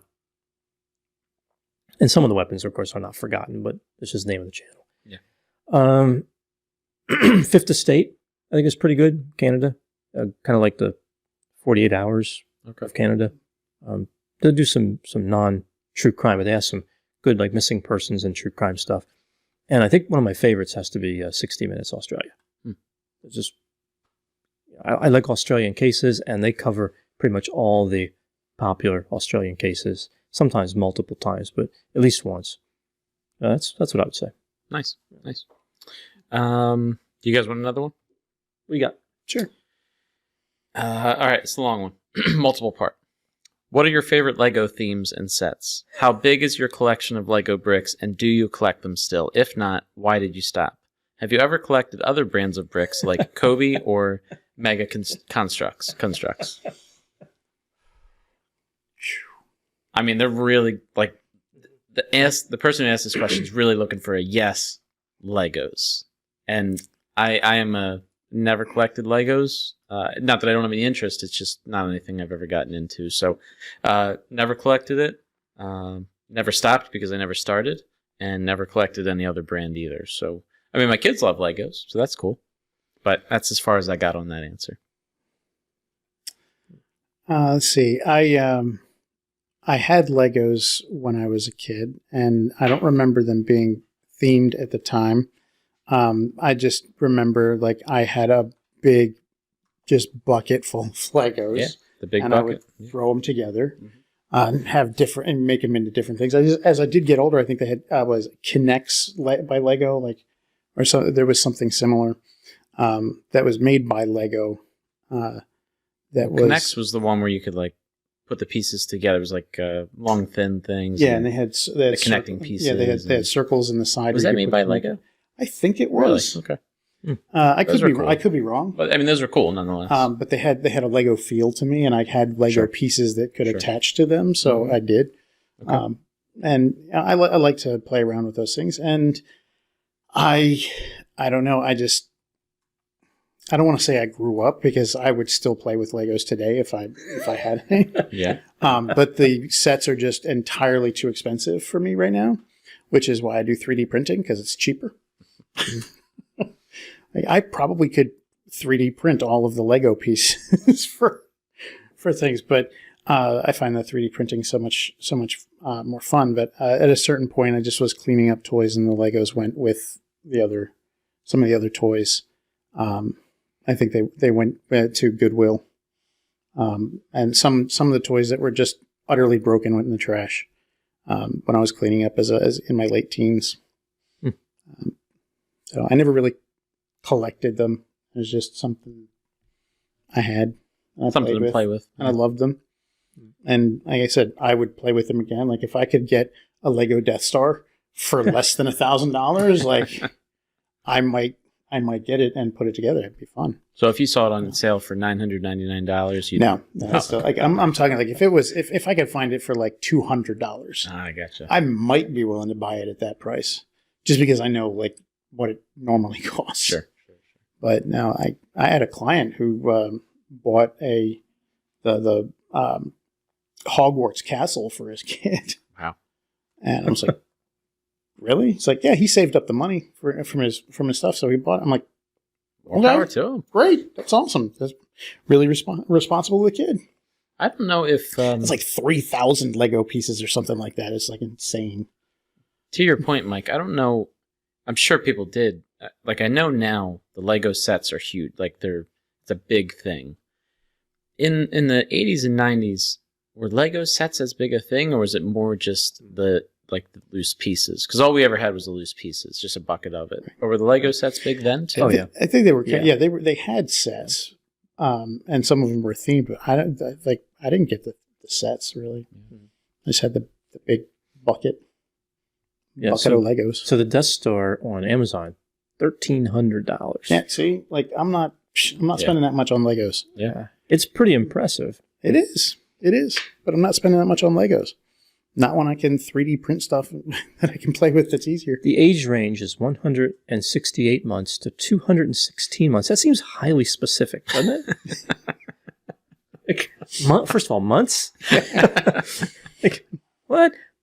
Yeah, all right. I think they changed it from years. Like at one point, it was like it was 99 years. Yeah, right. And like for ages of 1 to 99. But you know, if you turned 100, you weren't allowed to play with Legos anymore. Right. Yeah, the whole then they put a plus on the end of it. That meme with 99 plus with Betty White. Betty White, yeah.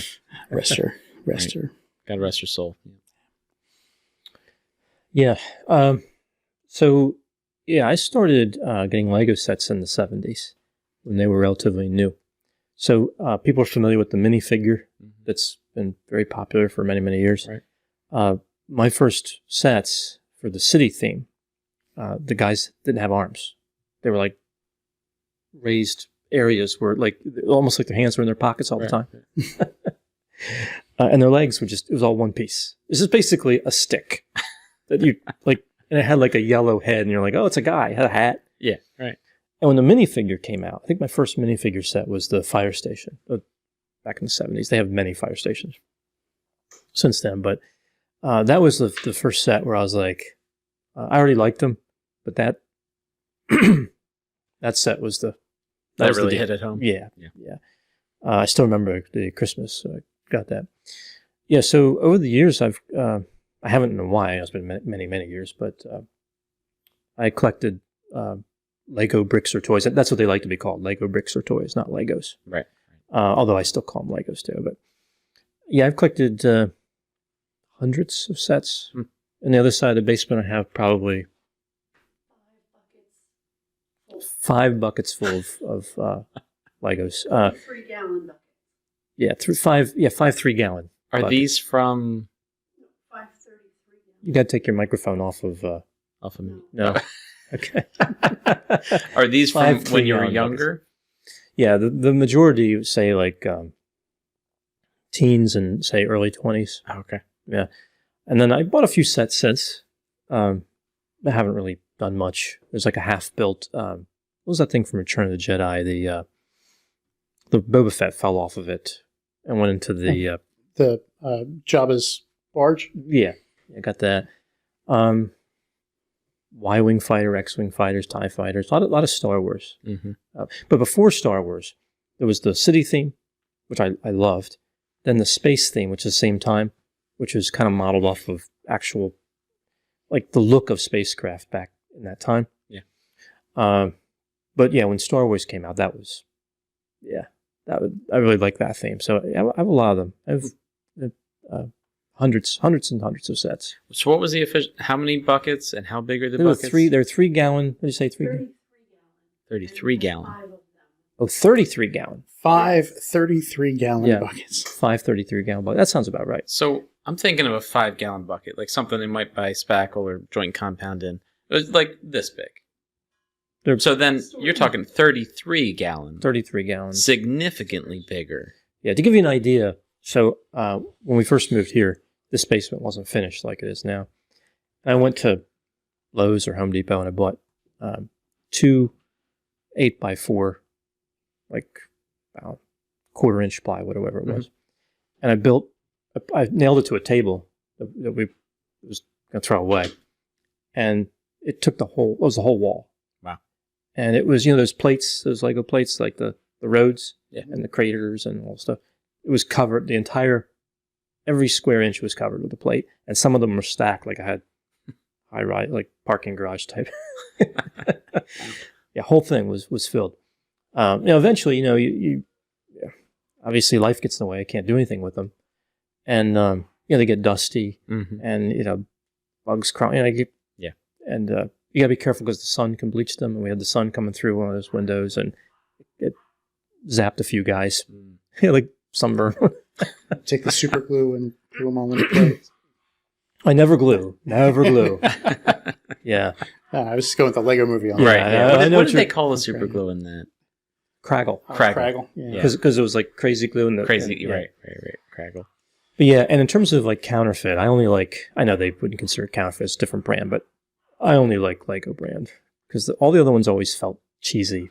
So when you're trying to put them together, like you can tell. Yeah. It's a non-genuine Lego brick. But yeah. On that note, I do have to correct a statement. I don't want anybody to come on me and go bad on me and hard in the comments. Kinex is not by Lego. Kinex is actually its own thing. It's K''NEX. It's actually developed in Pennsylvania. Different thing entirely. But what I actually was referring to was the Lego Technic. Right. Which was like the gears. It's the gears and like they're just like the typical Lego bricks, except they have the holes in them and they have like little connectors so they can be side by side and turn and twist and do a lot more like motion stuff. That was what I really started enjoying. I had a couple of cars from the Technic. I had the dragster, line. the Technic dragster, which had the cylinders would go up and down. Wow. I love the That's Technic, impressive. but what I didn't like about it was it didn't mix well with the city theme that I went with, like for the city, the big city, which was really a space station eventually. Now the Technic went a little better in space because you can justify like, there's holes in it because, lightweight or whatever. But like, you can't make a Technic fire truck and then put like a Lego guy in it. Just like, why are there, what are you doing? Like, you can see the black, like the rods, connecting rods. You can't have that. What I would have liked, I don't know if Lego has this, but what I always wanted as a kid was lights that would flash for like the police vehicles and fire vehicles. So I think they might have something like that, but I wanted like to look like an actual police car. Sure. Yeah. And I don't know if they ever came up with that. I haven't looked at them in a long time. The last time, I think it was Toys R Us was still in business. They were going many years. I remember the sets, like you're saying, they're expensive. They really are. They're good quality, but wow. Yeah. And I would look at like the big Star Wars sets, whatever. Oh, maybe I'll have time to put that together. It's like $200. What? Yeah. They're At some expensive. point. Yeah. And you can buy individual minifigures as well, like even individual accessories for them too. Because I have some people that I've worked with over the years that really loved them, and I mean, spending $7 on a minifigure or more, I guess probably more too. But I mean, if you love it that much, if you're that serious about it, it's worth it to you. So it's a big thing. Yeah, when I was younger, like early 20s, I remember calling Lego one time, and because I needed specific parts for like the city project I was working on, and they're like, no, you have to buy sets. Like they just totally like. Now they have like a Lego store you can order. So my idea caught on. Order the specific pieces. Yeah, and if your set is missing pieces, they'll send them to you for free. Yep. And what I've learned is they rarely are missing pieces. They are pretty good about it. I had it, I lost it. I was going to say something. That's right. Oh, that's right. It was I saw a video of a guy, speaking of 3D printing and Legos, which I was a few minutes ago. There's a video of a guy who did a 1,000-to-1 upsize of a standard Lego dude. Like he 3D printed he started with the guy and like did all the measurements, put it in CAD and just blew it up. That's awesome. And like 3D printed this thing. So it was like huge hands. Oh yeah. Huge hands. Like so it stood about like 3 feet tall. Like in comparison to the little Lego dude. It was actually really, really cool. I thought that is really cool. It was awesome. He had a bunch of different parts that he had to print because his printer wasn't big enough to do like the huge thing. So it was modular, but once it came together, seamless. That's cool. It looked awesome. That's amazing. I always thought that they should make Lego houses. Not the little, like James May did. right. James May did. That's right. But it'd be, you're thinking about like, I want this wall like to be out of here and open up this room. I want a skylight. Lego house. Why not? Yeah. You have to have like a big bar, like you to pry them apart or whatever. Like the little. You just Kool-Aid man through it. Oh yeah. There are. I mean, sometimes I watch channels like this, but they do have things.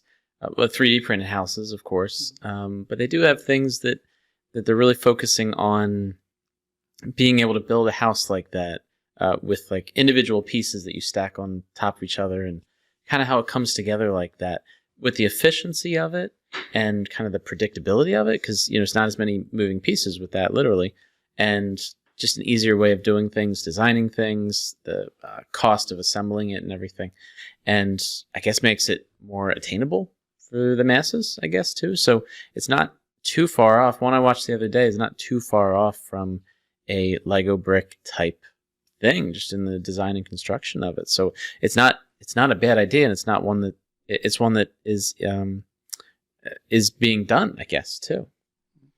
Yeah. Well, I think the beauty of Legos is it's more focused, I feel like now, on building a model, but when I was young, it was about changing it. Mm-hmm. Like, so building the model first, and then I like that. A few days later, Hey, look, I made this. I finished it. Oh, well. And then you combine sets, right, was a big thing. You build like a huge spaceship, whatever. But now it seems to be more focused on building a precision model, like a building, a railroad station, a boat, whatever. Or protecting your house from intruders. There you go. Because Legos are caltrops. There you go. That's right. That is the truth. Yeah.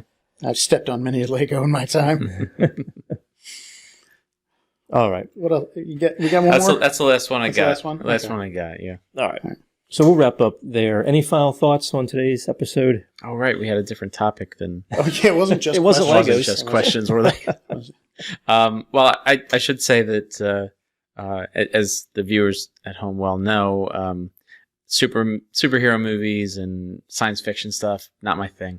So I made it a point to make sure that I tried to watch whatever I could of Superman. I'd forgotten that I'd watched just happened to watch some of that. Mike, you said it before. Lois and Clark Adventures of Superman. I remember seeing parts of that show. Cain. I guess it came out in the 90s, right? Yeah. So I remember seeing parts of that show for some reason. Maybe I just happened to see it. I don't know. But I watched Superman Returns simply because that was the only one available in the streaming services that I have. I think the other ones is it Paramount that the other ones are on, or maybe HBO Plus. I don't know. Either way, it's a service that I don't subscribe to. So Superman Returns was the only one. I thought it was pretty good. I have nothing to compare it to. I mean, so I came in here and I was like, hey, Mike, I watched Superman Returns. I'm all proud of myself.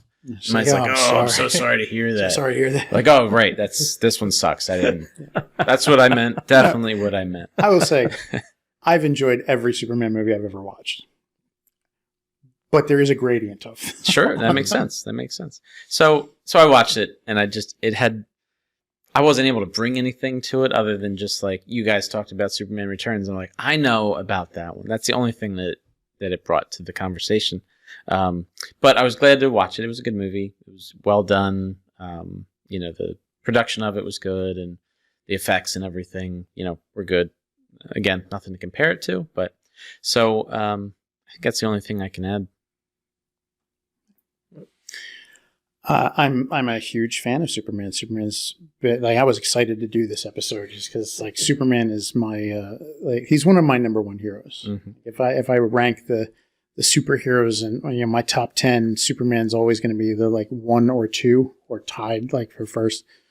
Green Lantern is the other one in that position.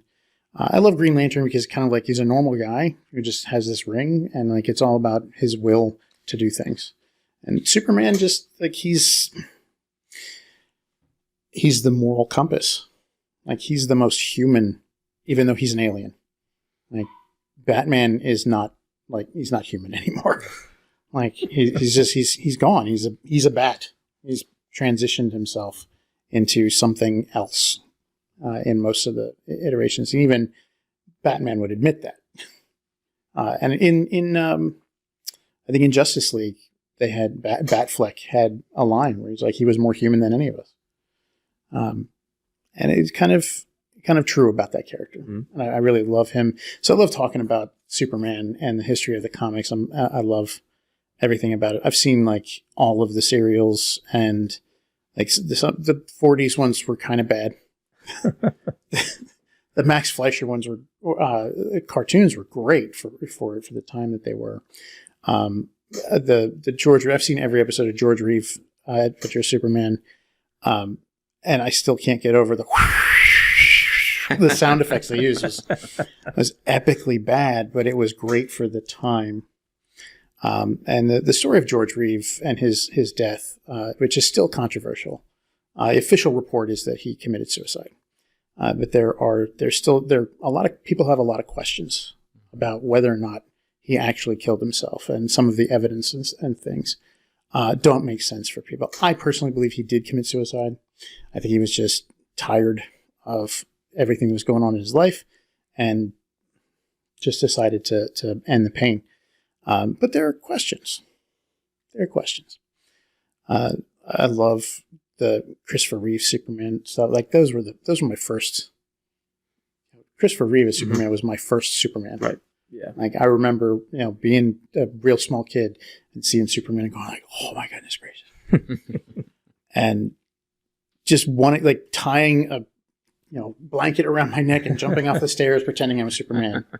And I just I grew up with him, and he's one of the biggest influences on my moral compass. Kind of like a WWKD. What would Kal-El do? Is almost how I live my life. Rule number 1 is don't go to prison. So that right there is enough. But I really enjoyed talking about Superman. I know that this is all just pattern seeking for pattern seeking sake. Like, it's human beings looking at things and going, there has to be a connection. Well, I think the typecast is a legitimate curse. The typecast is a legitimate curse. Like, if you pick that iconic character and play them, and then people can't see you as anything else, you get stuck. Didn't happen really to James Bond, or any other like long series like that, long movie production series or TV series.